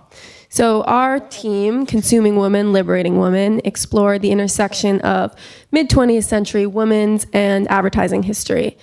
Specifically, we looked at the role that advertising played in the depiction of women and women feminist movements. So we spent the first few weeks in the Rubenstein Rare Books and Manuscripts Library, selecting and analyzing historical documents from the Sallie Bingham Center for Women's History and Culture and the Hartman Center for Sales, Advertising, and Marketing History. We even had an opportunity to bring the archives to life. We got to interview 2 women who worked extensively in advertising since the 60s and whose work is featured in those collections as well as our exhibits. So after we conducted research, we created our final product, which is a website that will serve as a research tool for future researchers that are interested in exploring the Sallie Bingham Center or the Hartman Center at the Rubenstein Library. To make this a comprehensive research tool, we included a collections guide that links out to collections within both of the centers that we all used in our projects and that we think would be helpful for future researchers. We also included a research tips page with tips on how to navigate the Rubenstein Library website, and also a way to learn more about and contact the Rubenstein. For the largest part of our project, we each created individual exhibits based off of interests that we formed through our first week in the archives. So although all of our projects do cover women and advertising in the post-war pre-90s era, they are 3 distinctly different projects that serve to illustrate the very many ways that these 2 centers can be combined for our research. So for my project, I focused on the reproductive rights movement from the 50s to the 80s and how that contrasted with how women were presented in advertisements as mothers, and also prescriptive literature that pressured motherhood for all women.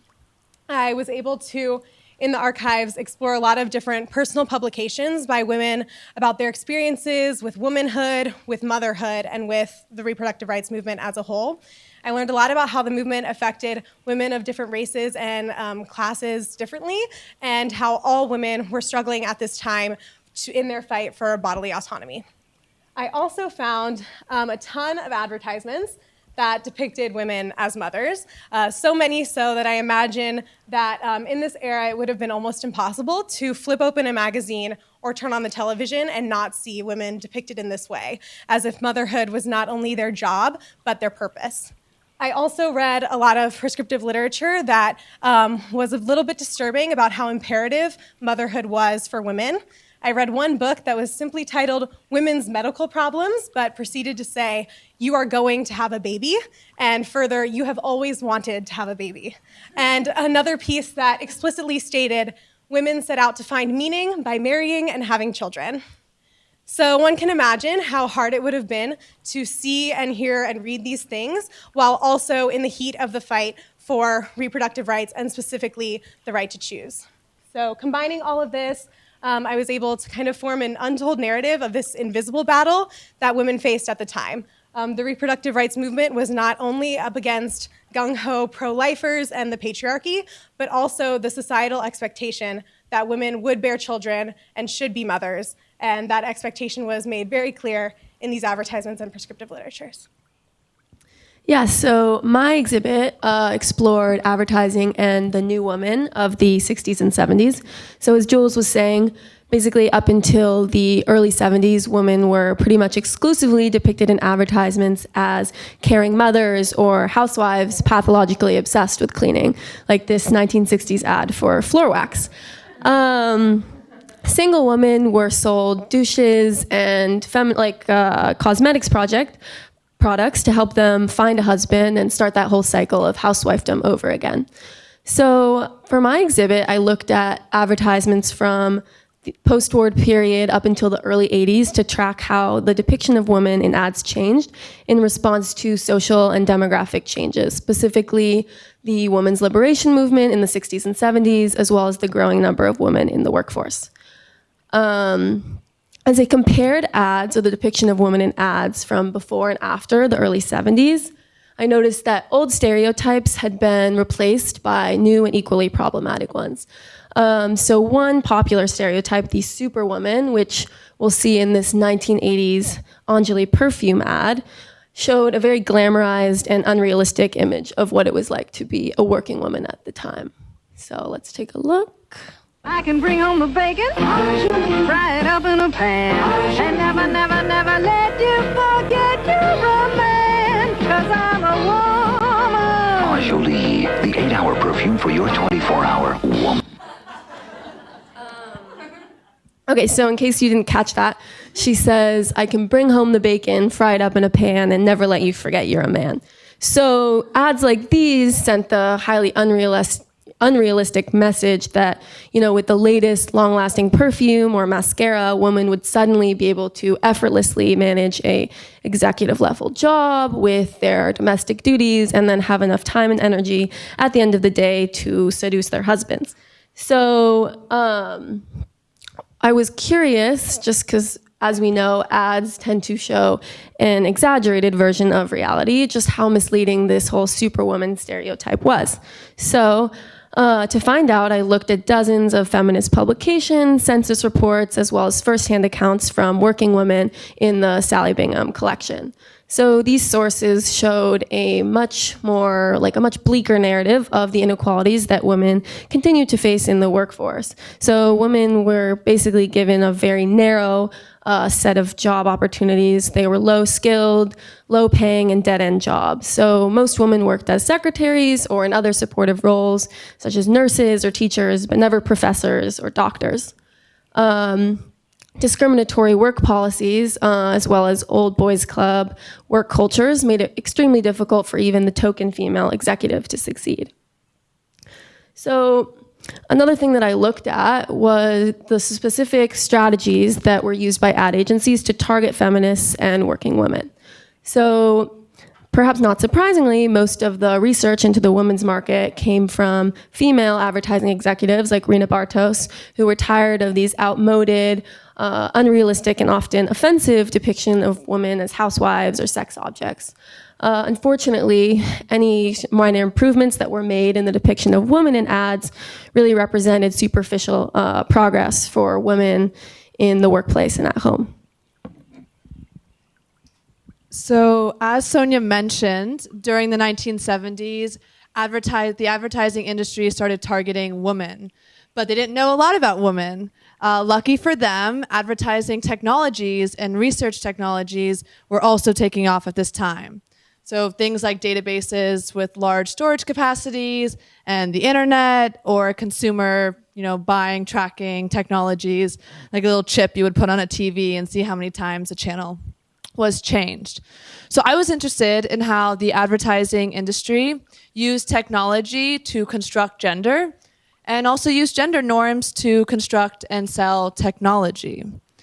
And I really wanted to challenge the narrative that technology is inherently, or even historically or longstandingly, a masculine profession or field or device, while also recognizing that technology is created by capitalism and by patriarchy. So one more time for the people in the back.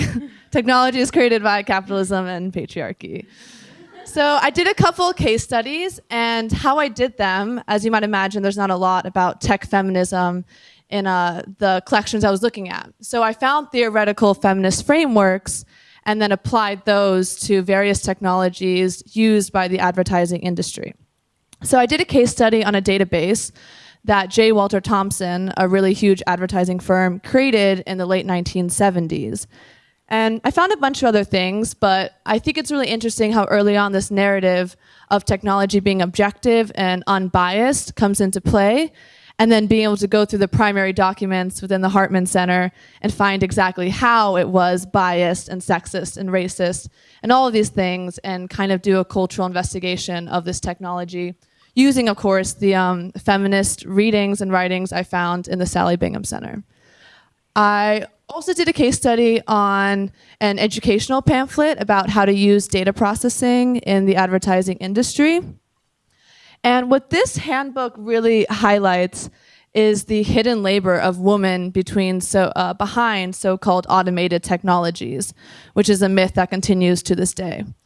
And this really points out a reality that it was women in the 1960s and 1970s who were using technology, and it was only during the late 1970s, when it became clear that the information sector was profitable, that men stepped in and started participating in this industry, which advertisements and the shift in advertisements for personal computers shows. So personal computers come out in 1984, and that's when advertisements featuring men using them become popular. And from that year, women's participation in the STEM fields has declined. So something really interesting about this project was I got to think about really modern technologies in a historical perspective. And I think that's something we all really liked about working with the archives and learning with primary documents. So really thankful for that. Thank you. Hi everyone, I'm Isadora. I'm Bates. And I'm Frankie. And we are the 3 undergraduate members of the Teaching Duke History team. We were also helped by our amazing graduate mentor, Amanda Lazarus, and our equally amazing library and archive team, Kelly Lawton, Hannah Rozier, Tracy Jackson, and last but certainly not least, Amy McDonald. So as an archival team, we've been in the Rubenstein Library for the past 6 weeks. And during our time here, as you can probably guess from our team name, we've been working on designing a student-taught course on Duke history that will use archival materials from the university archives. We also sought out to create a syllabus and a course site that would really exemplify the process that we'd gone through of designing this course. Now, although we're team teaching Duke history, I also like to think of us as team learning Duke history. We also decided that our theme of the projects would focus on student experiences throughout Duke, and more importantly, how students have shaped those experiences throughout history. Oh, like I said, we spent a lot of our time trying to wrap our head around Duke history. And for us, that meant doing a lot of work in the archives. And from the beginning, we realized that we were forced to confront questions that weren't even necessarily about Duke history. We had to figure out what the archives were, we had to figure out how to navigate them, and we had to figure out where to start in a collection that has over 11,000 linear feet of records. For our other archival teams, that's over 7,000 boxes. And for everybody else, that's a little more than the distance it takes to get from east to west. So as you can imagine, a lot of material. We also had to consider how to use this material as a critical pedagogical tool in teaching history to Duke students. And I think most importantly, we also had to think about what kind of histories and stories weren't represented in the archives, and what kind of narratives were historically excluded. And so the only way for us to answer those questions was to dive headfirst into the archives, and that's exactly what we did. We made an intentional choice not to follow a systematic or chronological approach. Instead, we followed our interests and trusted our instincts and saw where that took us. And what this really let us do was experience an exploratory process that was organic and ultimately took on a mind of its own. I think it's really telling that in the 3 weeks we were in the archives, we looked at all sorts of material, from the Duke Endowment to athletics at Duke, to the original living communities at Duke, even to things like the merger of the Women's College and Trinity College. And so the question we really had to wrestle with was, how do we combine our ideas and interests into one course? So after some team discussion, we realized that even though our immediate interests varied, we were all very focused on the students rather than the broader institutional history. So we decided to focus on their experiences and actions, as Isadora said. So we like to say our course is a buffet of Duke history. Rather than making our interests compete, we decided to present the material we found interesting and use the archives to allow students to further research what interests them. So after we decided on our theme, we turned our attention to creating the course. To aid us in this process, we met with some resident experts to learn about the ins and outs of teaching at the university level. As we had no experience creating syllabi, we had a meeting with Amanda Starling Gold and Phil Stern, learning about their experiences creating courses for college students. Their advice helped us realize that every decision we made affected the story we were trying to tell through our course, so our decisions would have to be very intentional. Our library team gave us tips on how to teach using the library and gave us activities on how to use archival materials in class. We were also shown various resources to aid in our search for supplemental secondary sources to go along with the primary sources we found in the archives.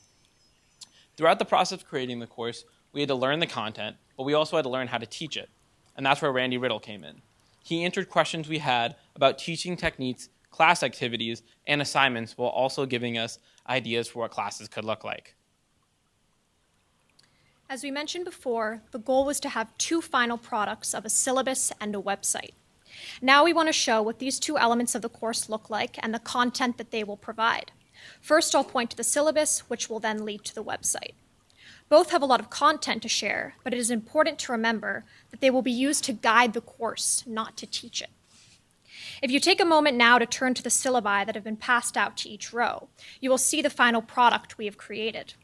In the final product, it was important for us to have a variety of sections and design elements that we considered to be markers of a successful syllabus. We wanted it to be instructive, but not overbearing. We wanted the syllabus to be visually pleasing, so we included images from Duke history, as well as clean and uniform text throughout. As Frankie discussed, it was a key point in the process when we decided how we would split up the material in each week, while still maintaining broad connections and building a story throughout. The course begins with 3 weeks that can be categorized as welcome, overview, and grounding. We knew it would be important to check in with the students, hear about their goals in the course, what they hope to learn, and see how much Duke history they are already familiar with. After these 3 sessions of preparation and introduction, the students begin to dive into the material we selected. As you can see here on the screen, the chosen weekly topics further reflect the wide diversity we encountered, both in themes and content, all while maintaining a focus on the Duke student experience. For example, this is our session about athletics at Duke.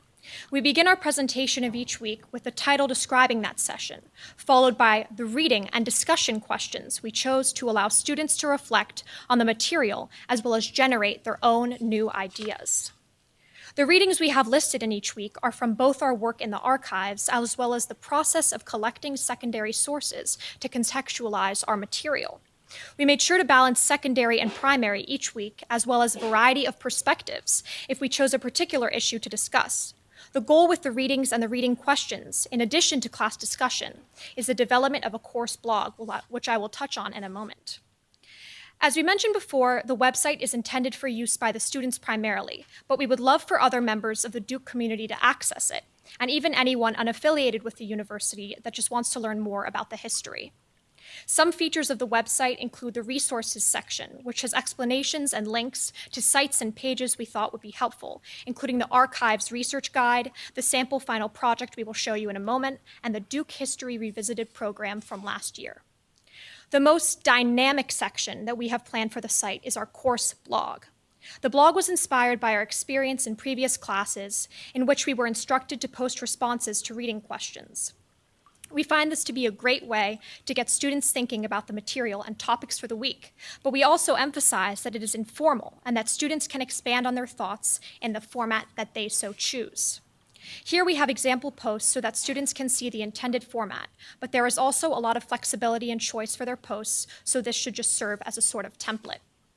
The final project of our course is the collaborative development of a class volume of the Chanticleer, Duke's undergraduate yearbook.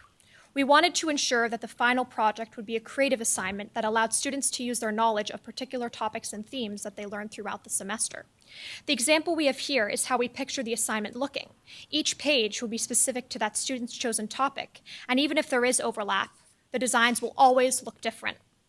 This page honors the struggles of students past and present to find their place on campus through images and text that we collected. We hope students use their own creative skills to inspire their pages. I know you got a preview of this before, but in order to give you all an inside look into the class, we want to show you examples of Jeopardy questions we created for the first week. Raise your hand if you think you know the answer to our questions. Please don't raise your hand if you saw the answer. It's going to make me cry. So our first category is famous Blue Devils. This man famously said, "When the president does it, that means it's not illegal." Yes. Yes, that's right. Correct. And apparently, for some fun trivia, his nickname was Old Iron Butt. Our next category is buildings at Duke. The largest building in Duke's history, this building opened in 1994. Any guesses? Yes. Yes. That is correct. What is the LSRC? And our final category for today is student groups. So this group was the first senior men's secret honorary society founded in 1913 at Trinity College. Ray Nasher was one of the men associated with this group. Yep, in the back. That's correct. It is the Order of the Red Friars. Thank you guys, and catch us in spring 2020. I'm Caroline, and we're part of the Stained University team. That's Gentile, and that's Eric. And we were advised by our wonderful mentors, Dr. Eli Meyerhoff and our grad student, Jaime, who couldn't be here today. And our project, the impetus for it was the 2020 smoke-free policy that is going into effect next summer. And we really wanted to use that as a lens through which to reckon with the current and historical ties between Duke and tobacco. And we all did kind of a mini project and examined our topics from critical perspectives. So I'm going to hand it over to Gentile with the first mini project. Hi, so my project explores the history of Trinity College and Duke University. So a little bit overlap from the teaching Duke's history team. I explored the history of Trinity College and Duke University's early development in the milieu of an ever-growing tobacco industry at the turn of the 20th century. My project firstly presents the fact that Trinity College and Duke University was built with huge amounts of tobacco money. So, for example, most notably of these donations is James B. Duke, who created the Duke Endowment, a $1 million fund whose major beneficiary was Duke University. And here you can see the original Duke Endowment indenture.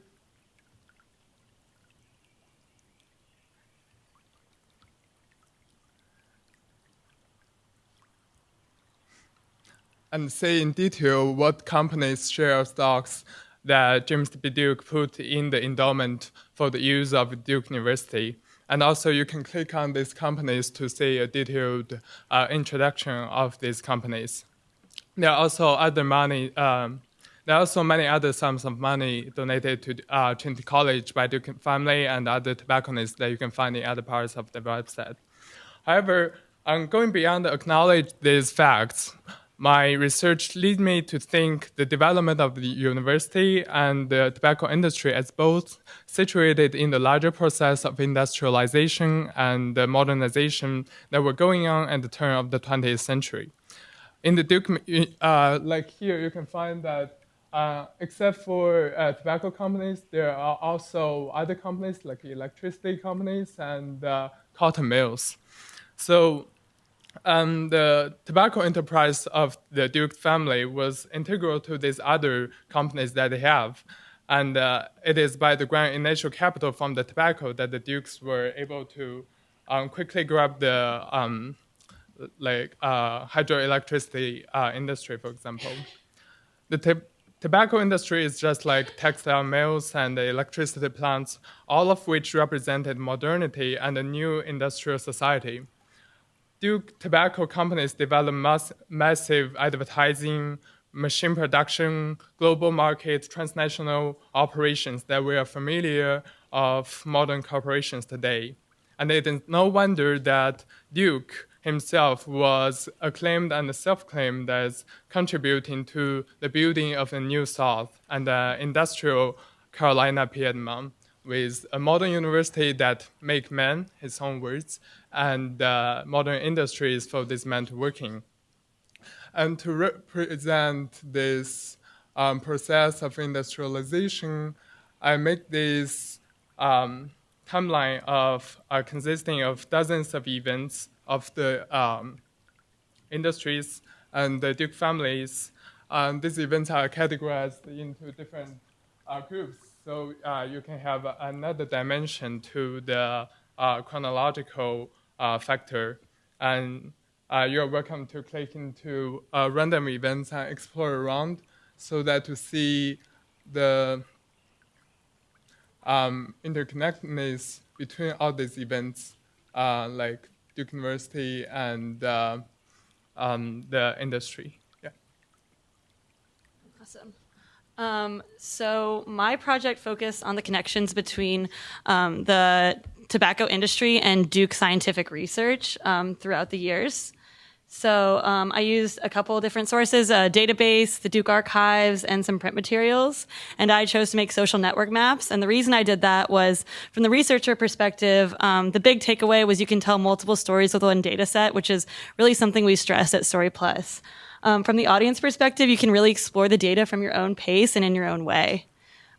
So here's my home map. The circles represent actors, so that's organizations or people, and the lines represent the connections between those actors. So if you mouse over a line, you'll be able to see how they're connected. I also have a circle map, which shows the actors by affiliations, and you can turn off layers to see just an easier way to see the connections like across a graphical representation. This is a community analysis map. It uses statistical methods within the program to sort the points into communities. It was interesting to see how the points were sorted statistically versus how I categorized them. And then this is a timeline map. You can turn on or off different decades, and it will display the points active during only the decades you have turned on.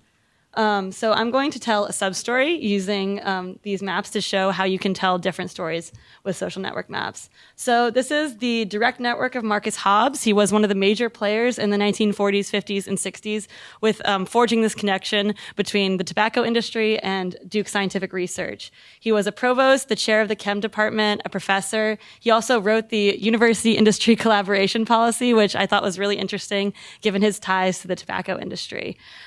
He took money from the red circles, which represent tobacco industry ties.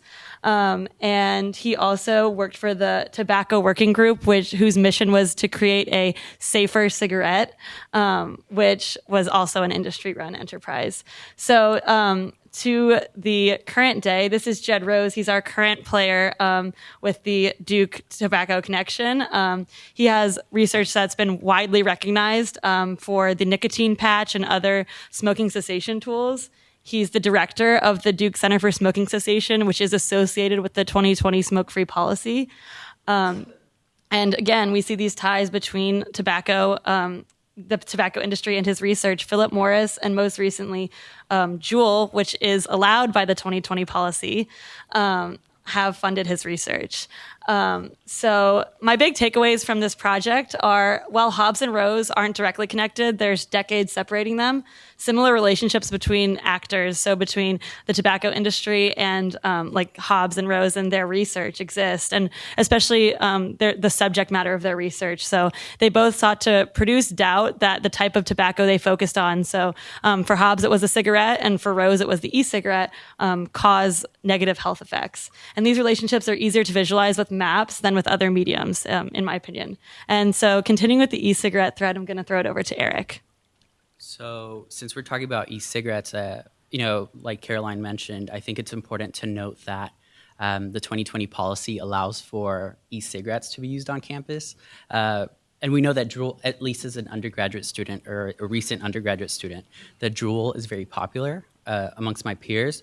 So I wanted to understand, so coming from this perspective of e-cigarettes, the marketing tools that were used for companies like Juul was promoting almost like this sleek design, very modern, very clean, almost innocent product that really causes no harm in you. Oh, you're being healthier, you're not actually smoking a combustible cigarette, which is better for you.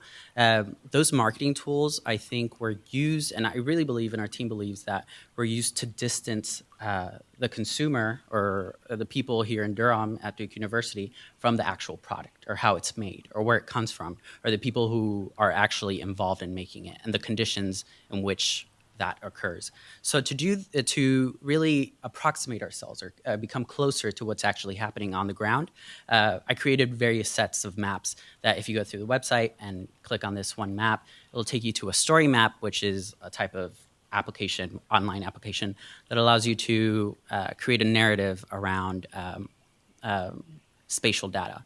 So the first map, I have a lot of maps on here, so I'm just gonna jump through them. But the first one that I'll show you, or the one that I focus on, is the supply chain map, right? So as it loads, you're gonna see that it's interactive also, so you can play with it when you get to it. But it shows the points of the different aspects of what makes up an e-cigarette. So the green lines represent the aluminum that takes part of the aluminum casing of an e-cigarette. The smoke oil is represented in yellow. Batteries represented in orange, coming from lithium, which is mostly produced in China but mined elsewhere. And all these points flow to a certain city in China, Shenzhen, China, because 95% of e-cigarettes are assembled in this one city, right? So after they're assembled here, they're shipped over to the world, right, to everywhere else.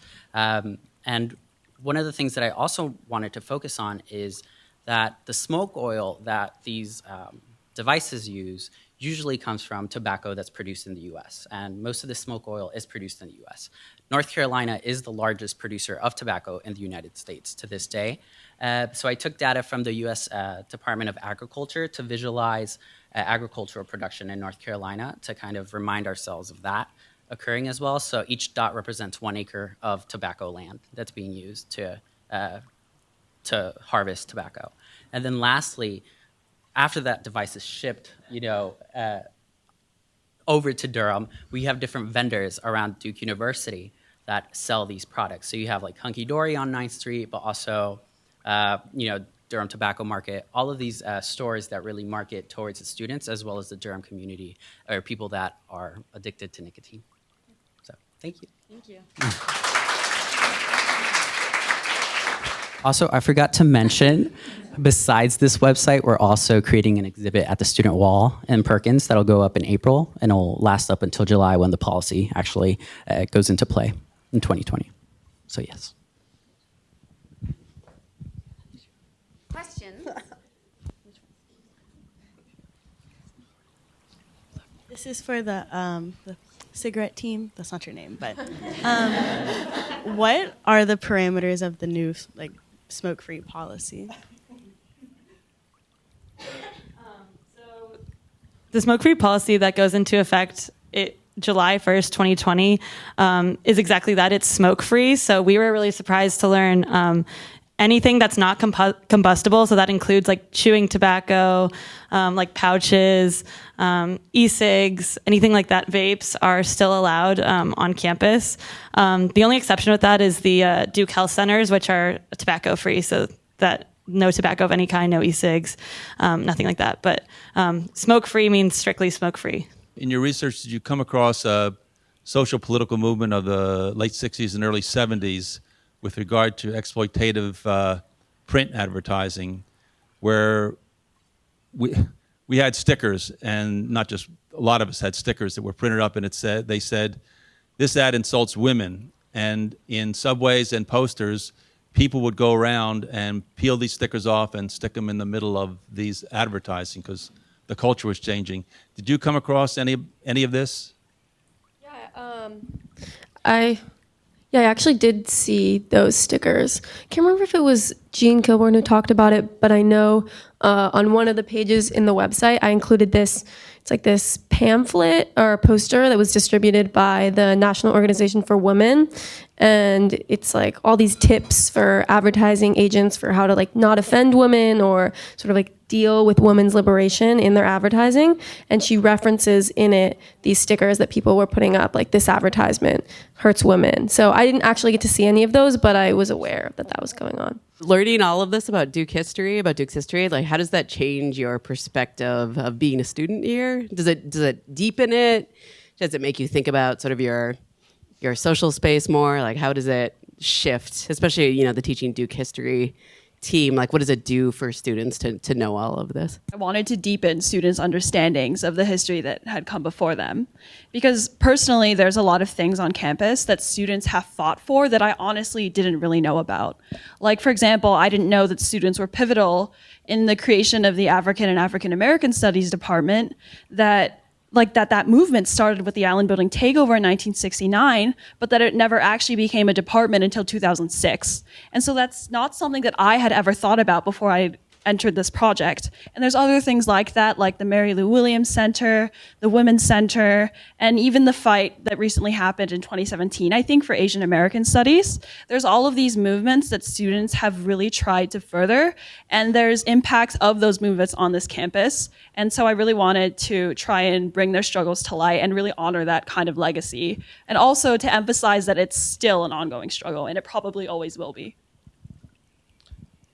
Personally, I was really interested in the way student life kind of evolved and how students have kind of taken their role as early on in the educational ideas, post-secondary education, still kind of this whole teacher-student, very much a power dynamic. And while that power dynamic still exists, students have gained like a bigger voice and a more powerful voice to the point where now they are demanding change, and we can see that happening through aspects, like curriculum, but even through athletics and the arts and all these amazing places on campus that we thought of as, maybe clubs have now taken these really big spaces and these really big strides to advance university.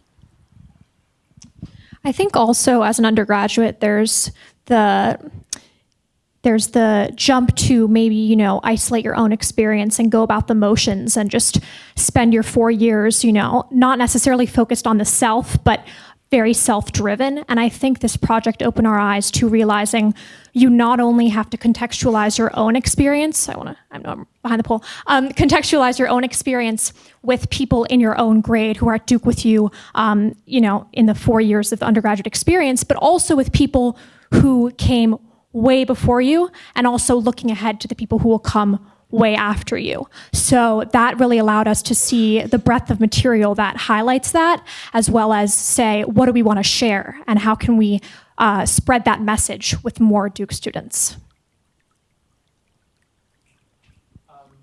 And for me, I think this project particularly, a large part of what I do, I didn't get to present, is about how Duke's Tobacco Company actually was one of the first international corporations that have built plants in China. And it's like a wholesale industries and everything from farming to factories to organization of workers and also building of railroads. There are documents that I found in the archives that show that the manager of the Duke's Tobacco Company, called British American Tobacco Company in China, he has correspondences with the ministry of, I forgot which ministry, but the government in China at the time discussed which railroad to build. And so I think this project really it gives me a sense of positionality of my own relation with this institution that I have never had before this research. Usually, people ask me why I choose Duke, and it's no much reasoning, and I feel like I'm attending Duke without, it is as if this is an institution without history, and I think this research really makes me aware of these relations embedded in it. Mm-hmm.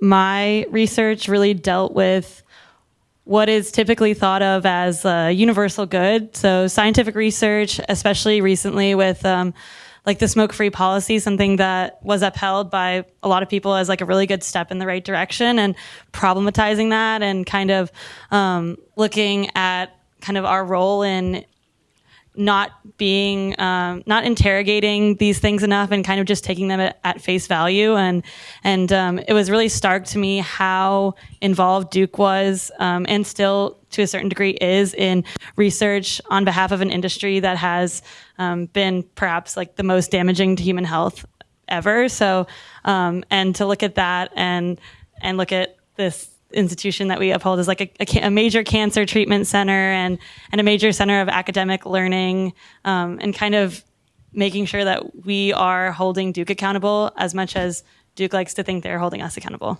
So, can I ask a question about process? Because we often think about humanities research as producing the single monograph, the journal article, something written alone, and it's read and published in it. There, a number of you are working with not just websites, which are largely narrative driven, but you're using data and using visualizations of data in different kinds of ways that I think might not be sort of a regular conceptualization of humanities research. So I'd be interested to know, those of you who've worked with that, what was your research process? Because how to write a research paper is sort of something we kind of pride ourselves on sort of figuring out how to do. This is different, but there are some of the same tools and techniques. And I think that would go for everybody in terms of what's the relationship between the story, how story emerges or narrative emerges in relationship to the data that you're working with, in relationship to the visualization of those, and how all of that, what your process is now after 6 weeks. as opposed to what you might have encountered in the classroom before, which has been either a blog post, which might have some informal characteristics but is meant to be public, and the kind of formal scholarly writing for a discipline. So I think for me, it's very applicable to my case. So doing this research I came up with this question when we asked like, oh, where do e-cigarettes come from? And if you go on a Juul website, or if you go to any of the major e-cigarette websites, they'll say, we produce our devices in the United States as well as in other countries where we sell these products. So you're like, oh, what does this mean? Like, where are you guys selling this? So you question. I sent like an email to the customer service center, and they were like, they gave us the same answer, and they couldn't give us any more information on that. We chatted with them online, pretended to be different people. Right. But I think it really speaks to the way that, especially this industry, the tobacco industry, attempts to obscure the information and the data that we've been using. Caroline's data came through a lawsuit. They had to release those archives through a lawsuit, right? And my information, I really put everything together through annual reports. Companies that are making this amount of money and have stocks and in global markets have to put out an annual report every year. And in that annual report, they detail where their facilities are, what their facilities are producing. So it's piecing together all of this information, a lot of data mining, reading through all of these documents, searching all of these companies, looking at their stocks, and putting it in an Excel file, and then creating these visualizations that really make our point. And in my case, the major issue I faced with representing my data, which is this intricate network of connections, was that it wasn't linear. So it doesn't have a beginning and an end, and the interconnectedness was what I wanted to emphasize. And so I have one map that has a temporal aspect, right? You can turn off the decades, but I wanted to show that the story isn't a one-way exchange, and you can go back and look at the roots. And the way we thought to do that was a social network map. And so to do that, I had to have a giant Excel file with all these different numbers in it. And it was much closer to coding than I ever thought I would get in humanities research. But I think using like that kind of Excel spreadsheet to tell a story was a really valuable experience for me, definitely. And also, just to add my point, because we're trying to build an exhibition, I think that's a big part of why we all end up using some visualizations, because at the high part of our research, we have to push ourselves to think, how are we going to present our research findings to more general public, or to present in not to like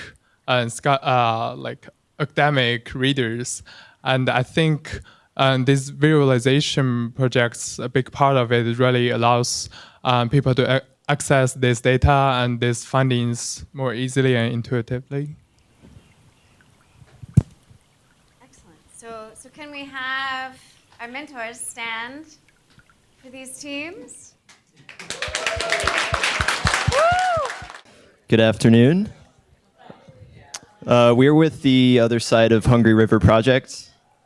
My name's Will Atkinson, and I've been working with Lizzie Roy and Emily Otero, the other two undergraduates on this project, also with Karan Kareem, our graduate mentor, and Hannah Jacobs, our faculty advisor.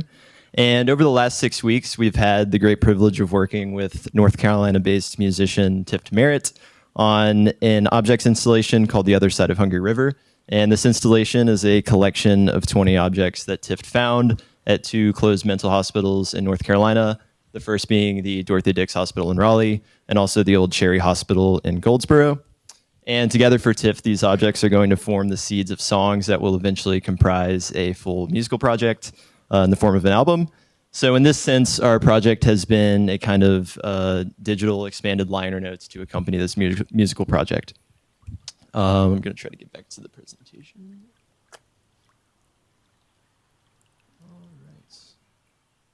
Cool.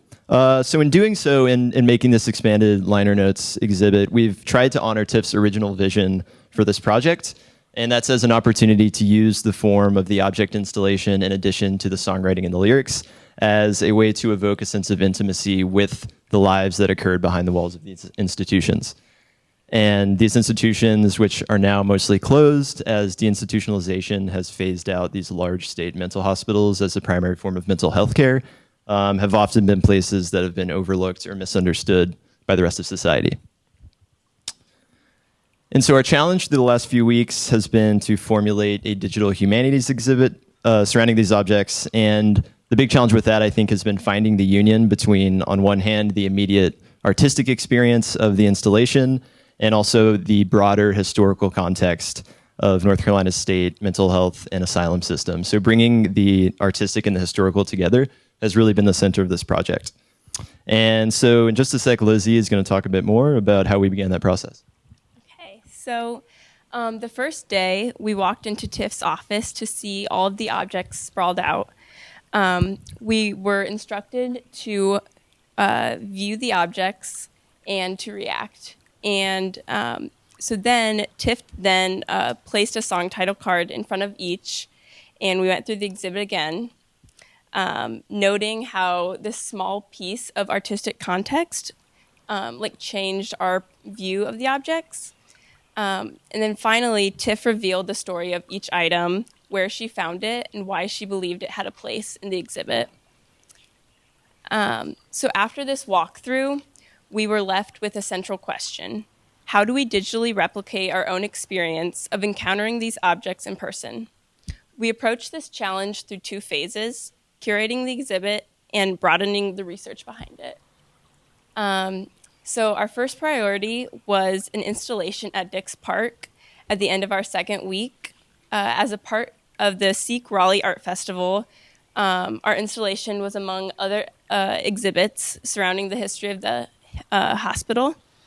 And to prepare for this, we met with various scholars, including Bernie Herman, a Southern folklorist at UNC, Mab Segrist, a writer, activist, and one of the foremost scholars on Southern asylums, and Laurent Dubois, the director for the Forum of Scholars and Publics, as well as a professor of history and Romance studies here at Duke.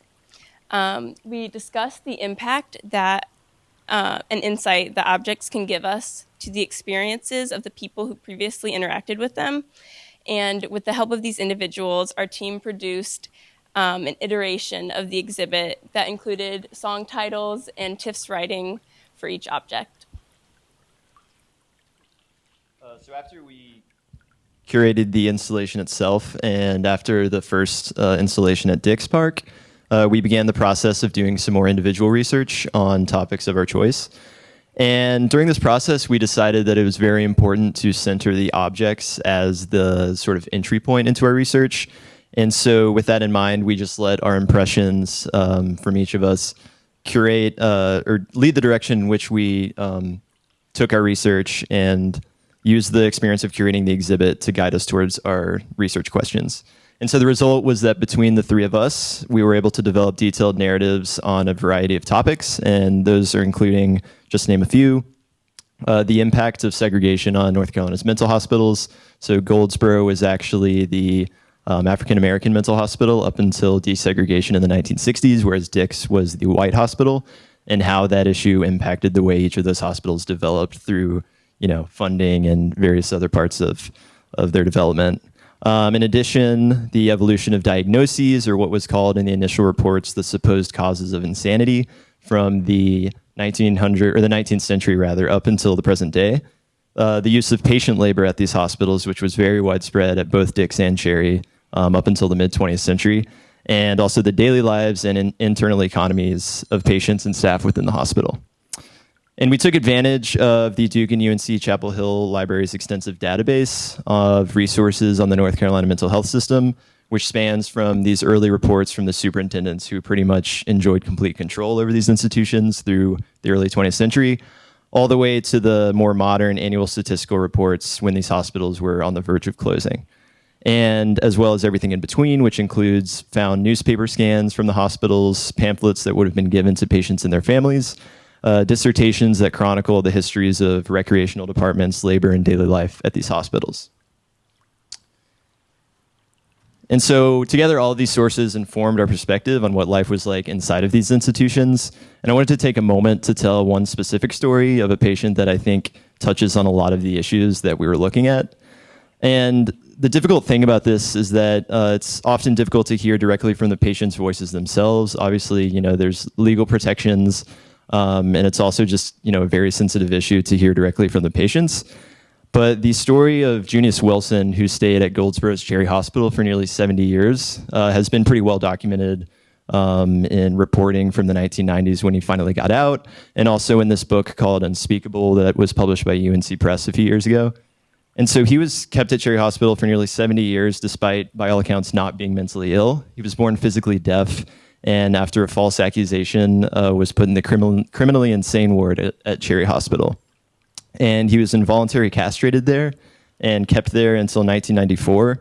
And while his story is, obviously an example of a shocking injustice that occurred within the system, it's amazing how much just the story of his life and the reports of people around him were able to tell us about these other things of the hospital, like what he might have done from day to day, what labor was like at the hospital, and, what daily life was like. And also the question of how this asylum functioned as a home for a lot of people, especially people like Wilson. He was there for 70 years, but he didn't really have anywhere else to go. And at a certain point, even though they were fighting to get him out since he didn't need to be there, it had sort of become this community for him, even though it was also a place where he had endured such incredible injustices. So it's stories like Wilson's that I think for us really have brought out the complicated legacy of these mental hospitals in North Carolina.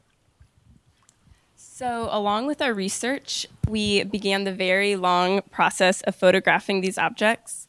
In a studio at the Ruby, we engage with the objects directly, making artistic choices on how to best represent them through photos as well as through 3D models.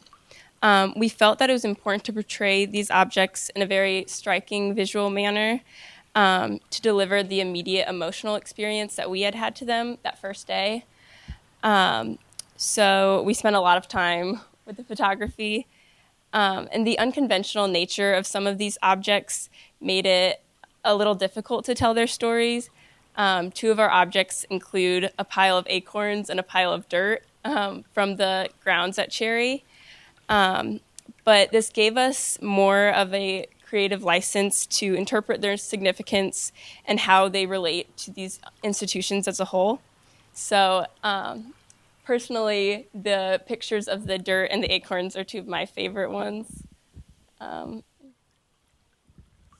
End of this research and curation process, we started to think about the final product, which would be like this beautiful website that we've put together for you guys here. And sort of the idea behind every aesthetic choice we made for the website is kind of a reproduction of our first experience seeing the objects. So first you see the objects without any context, and you're able to look at them all at once on one page. And you would mouse over them to see kind of like the song titles that Tift had given us. So for our purposes, we're going to follow the image of the crooked hammer, which has been kind of a centerpiece of the exhibit from day one. So when you click on, okay. You'll see like a slideshow of the different photographs that we've taken of the crooked hammer in like this kind of intimate artistic kind of way. Some important context, where it was found in what hospital, from what year. So this is a great neck hammer with a broken neck from like the 1970s found in Cherry. You'll see like a piece of poetry written by Tift that will eventually become the inspiration for one of the songs on her new album.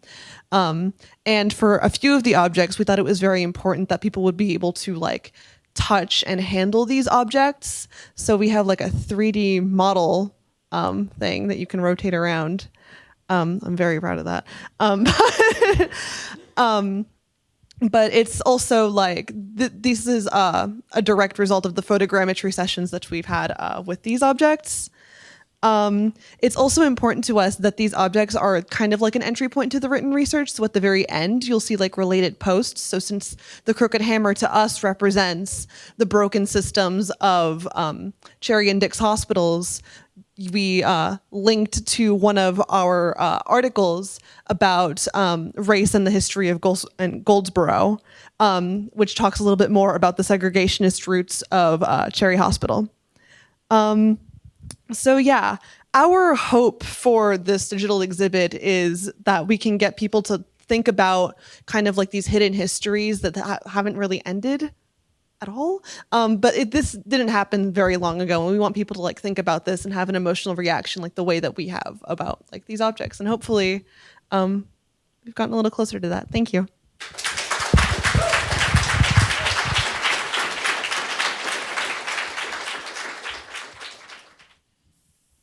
All right, hello everyone. We are the Beyond Despair, Narrating the Environment through the Humanities team. My name is Anna Hua. My name is Margaret Armbruster. And I'm Sarah Heilman. Our mentors couldn't be here with us today, but they're with us in spirit. We have Kathleen Skyping in. She's always with us. All right, so we wanted to give a background of our project, starting with asking the question, why the term Beyond Despair? Well, unless you've been living under a rock recently, you may have heard all the news, the recent climate change reports, and the future outlook for our environment isn't looking too bright. I mean, 1.5 degrees Celsius temperature increase, more extreme natural disasters, climate refugees. It's overwhelming, frankly. It's depressing. But the National Humanities Center, which is based in Research Triangle Park, recognized the need for the humanities, the stories, that we needed humanities and stories to help galvanize us out of our despair and into action. And from that need, our Story Plus project was born. So for the past 6 weeks, we've been working at this beautiful location, the National Humanities Center, to help develop a proof of concept pilot podcast episode that focuses on critical environmental issues and how the humanities can help us find hope. So we hope that by using such a creative, engaging, and convenient format like a podcast, we could reach as wide of a general NPR audience as possible and make these scholarly perspectives accessible to everyone. So our podcast episode seeks to highlight the intricate connections between humans and nature. So we want people to become more invested in their communities, whether it's the bees in our backyard, the local strawberry farmers, or our neighbors across the sea. But how did we arrive at this theme, and how did we express it in our podcast episode? Margot? Thank you, Anna. Is this on? Okay, it's on. Okay, so I'll be getting into chronologically the process of creating this episode and more broadly the environmental humanities research that we engaged in throughout the course of these 6 weeks. So the task that we were given when we walked in on the first day was this first week you would listen to some legacy audio, do some background research, and come up with a theme. And our first reaction was honestly, why do we need a whole week to do this? We can do this in just a day or two. And boy, were we wrong. So we were given about 20 to 25 hours as my estimate of legacy audio. And that included things like panels that were hosted at the National Humanities Center with scholars speaking on them, one-on-one interviews with an interviewer on staff from the NHC and a fellow who was in residency there, or even artists. And so we listened to all this. We picked out the anecdotes that we thought really resonated with us and that might be approachable to a general audience. And in so doing, concluded with 2 scholars and 1 artist who would be kind of the focal points of the podcast. We also did background research across the field of the environmental humanities, getting a pretty wide background in it ourselves so we'd be better able to communicate the ideas that the scholars were researching. And finally, we settled on the theme, which Anna mentioned earlier, is the idea of home. What is a home? How can the environment be a home to us? And how can we be good stewards of what we've been given and make it a home for future generations? So from there, we moved on to the process of scripting and recording. And so we went through, I think about 8 or 9 drafts it was, so a pretty extensive drafting process. And what that entailed was several challenges and kind of reimaginings of the project along the way. So our first draft of our script, which we turned in at the end of the second week, was pretty academic.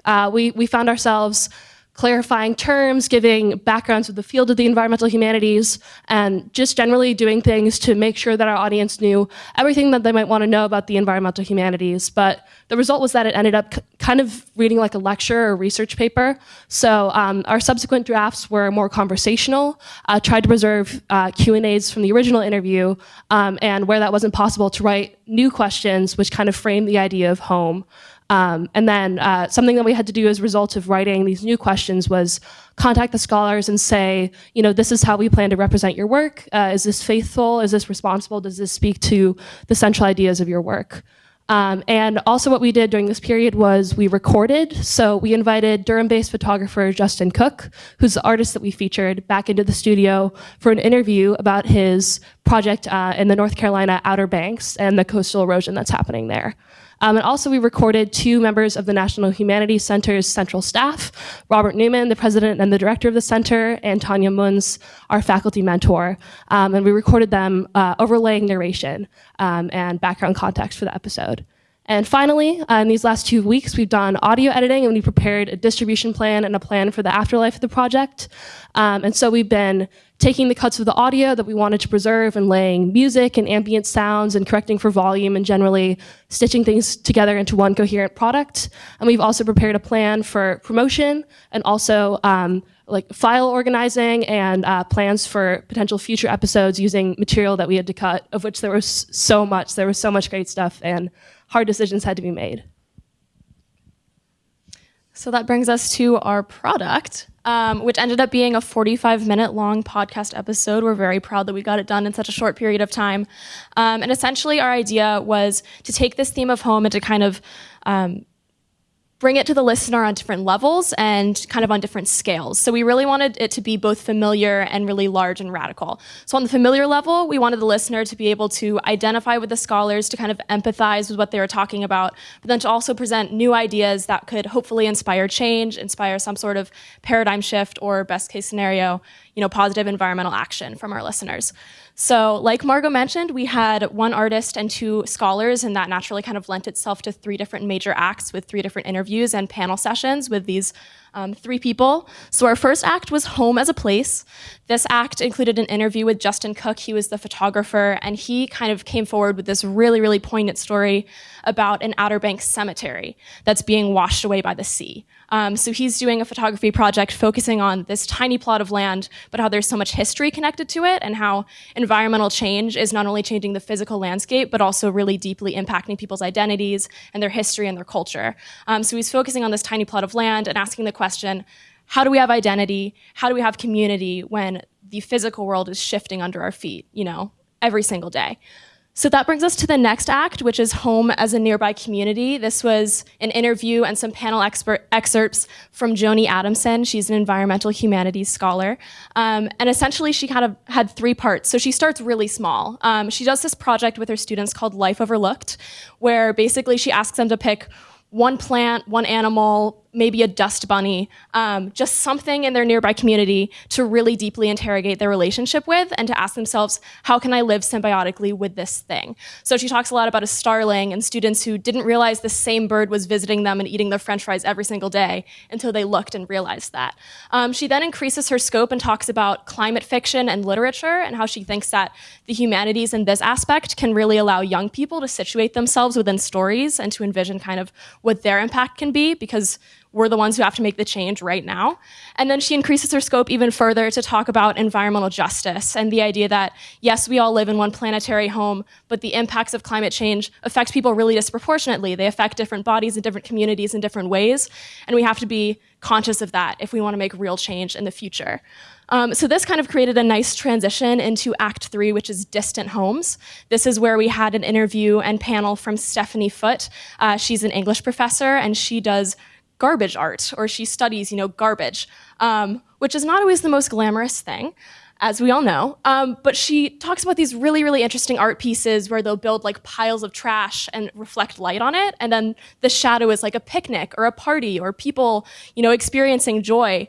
And the narrative really is that behind all of this, human interaction and behind all this human happiness, there's a lot of waste.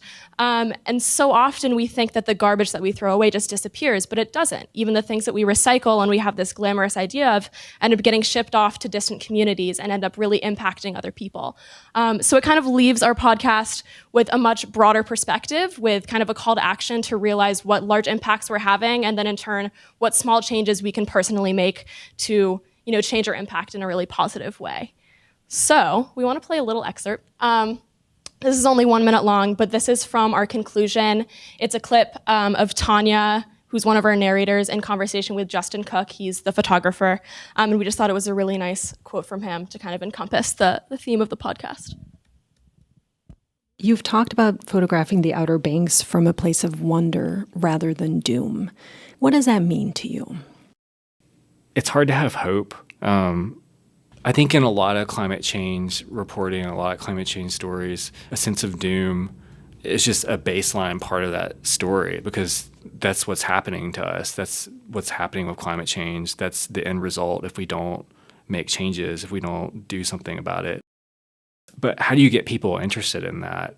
Like, how do you connect people to that idea? How do you spur them to change? And I think that in a lot of ways you have to show them something that's happening in their own backyard, but you also have to possibly make something beautiful that they can relate to.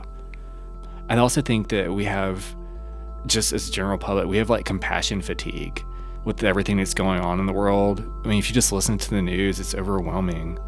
I think there's an inherent sense of doom in the work that I'm working on, but also just trying to photograph like the raw power of the ocean. That's beautiful, and I think that people can connect to that. So this Story Plus project was as much a personal exploration of our values and as well as an academic one, and we are very grateful to our mentor Kathleen, Tanya, and Dawn and Heidi from the NHC. So thank you so much for all your support.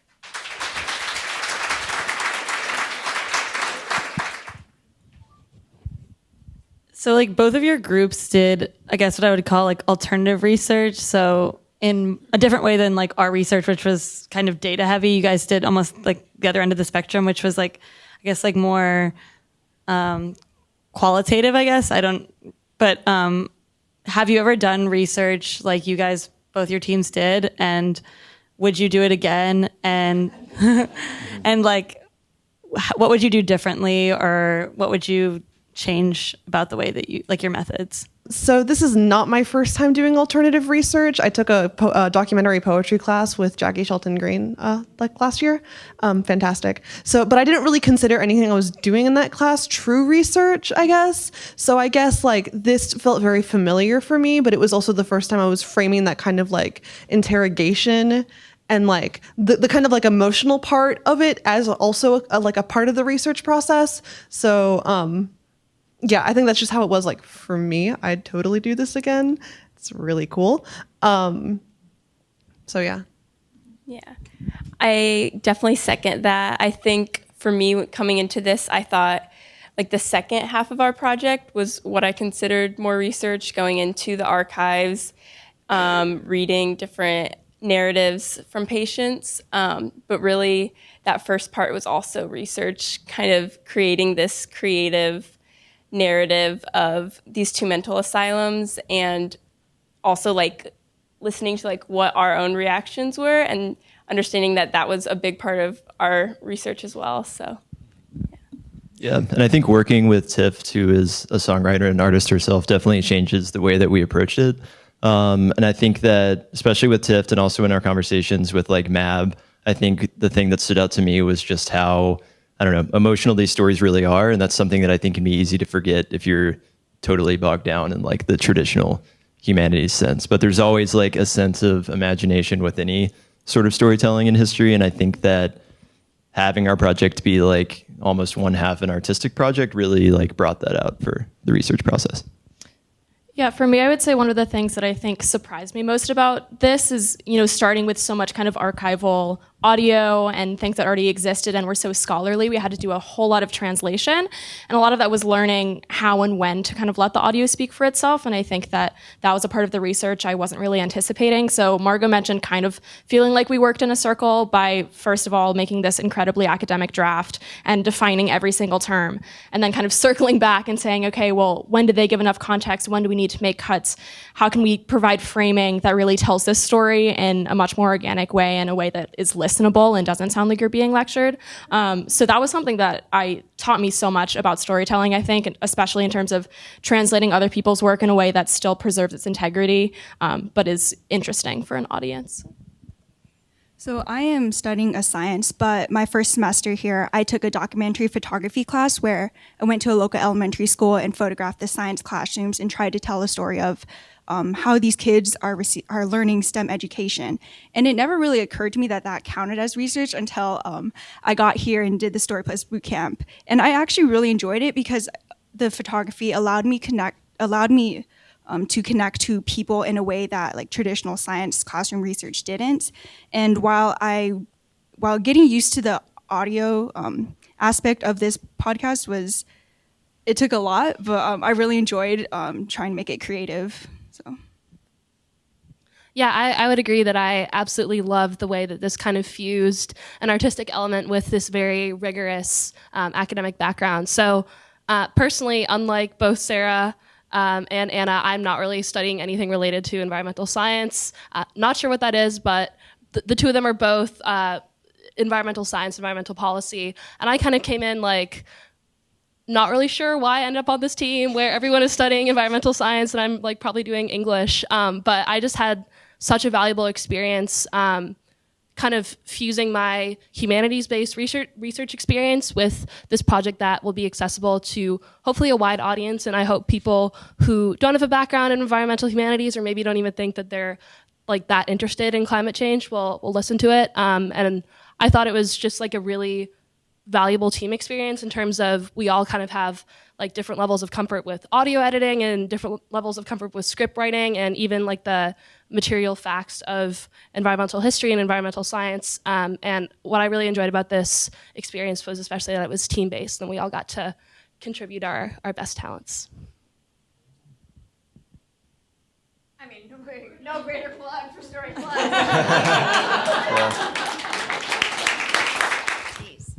I only had interactions with your side. I want to say you did a really great job. I mean, I was always impressed when we came to talk at how much you had learned, how articulate you were and everything, and this was gorgeous. So I just wanted to thank you very much. And I was at Humanities Center last year.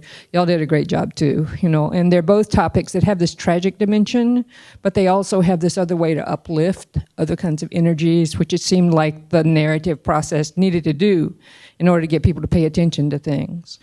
But I guess for my team, was there a moment then, like the junior story is already packaged for you, but these other objects have people attached to them, they have energies, maybe not yet names. So I just wonder a point when you either struggled with something or had a dream about it or got confused or had to go back or whatever that kind of opened up some other insight to you. So I actually did have a dream about one of the superintendents that we learned about from Dix was in one of my dreams. That was weird. But a couple of the objects in our exhibit were owned by one patient, and it was hard to work with these from a logistical perspective because we couldn't reveal who she is, any part of her identity, but it was also hard to work with them because you could see kind of like the personal narrative, and it wasn't just learning the history of these asylums like I would in a class. It was interacting with objects that they chose to keep, letters that they wrote, just things that really showed the life that they lived at these places. So I think it gave a whole nother layer to this project and kind of revealed even more emotions about these two hospitals. So. Yeah, sure. it's also like kind of hard not to get a little bit obsessed about these objects because they're all very personal. One of the objects that we were looking at was, and it was one of the more unconventional objects. It was like little Cracker Jack prizes. And it was just like a whole collection of them, and it's basically garbage, but it belonged to somebody. Somebody like collected them. Like, where did they come from? Where did the money for this come from? Was it like a gift? Why haven't they been opened? There was like so many questions. It's really hard not to get wrapped up in like all these people that you don't know, but who aren't like, are they still like alive? Like some people are still like alive and have descendants who are alive. And it's like weird to think about. So yeah, really cool though. Yeah, I guess for me, I think in contrast with like these stories of the patients, I think one of the most maybe shocking or moving moments for me was reading through these reports that the superintendents wrote from the 1800s. And Lizzie briefly mentioned the superintendents, but these were, essentially enjoyed a dictatorship over these hospitals in the 1800s. And especially at Cherry, which was a hospital that was built, shortly after emancipation in North Carolina, the attitudes that you see reflected from year to year in these reports by the mostly white superintendents who are in charge of this hospital was incredibly shocking. And I think for me that focusing a lot on the history of race and how it interacted with Goldsboro, that was one of the most emotionally powerful moments in the research. Well, thanks to everyone for coming out to hear these incredible presentations. I think we can all agree that we've just seen a powerful demonstration of the extent to which the humanities are a many-splendored thing. Just a remarkable array of approaches to asking questions and to engaging in research and to thinking carefully about how to convey the results of all this incredible research that people have been doing over the last 6 months. I'd like to close with an invitation. Sometime in the next week, find an hour and get a piece of paper. If you have to do it with a screen and by typing, that's fine, but you might find it better to actually put it in to do what I'm going to suggest in some type of volume, perhaps with blank pages.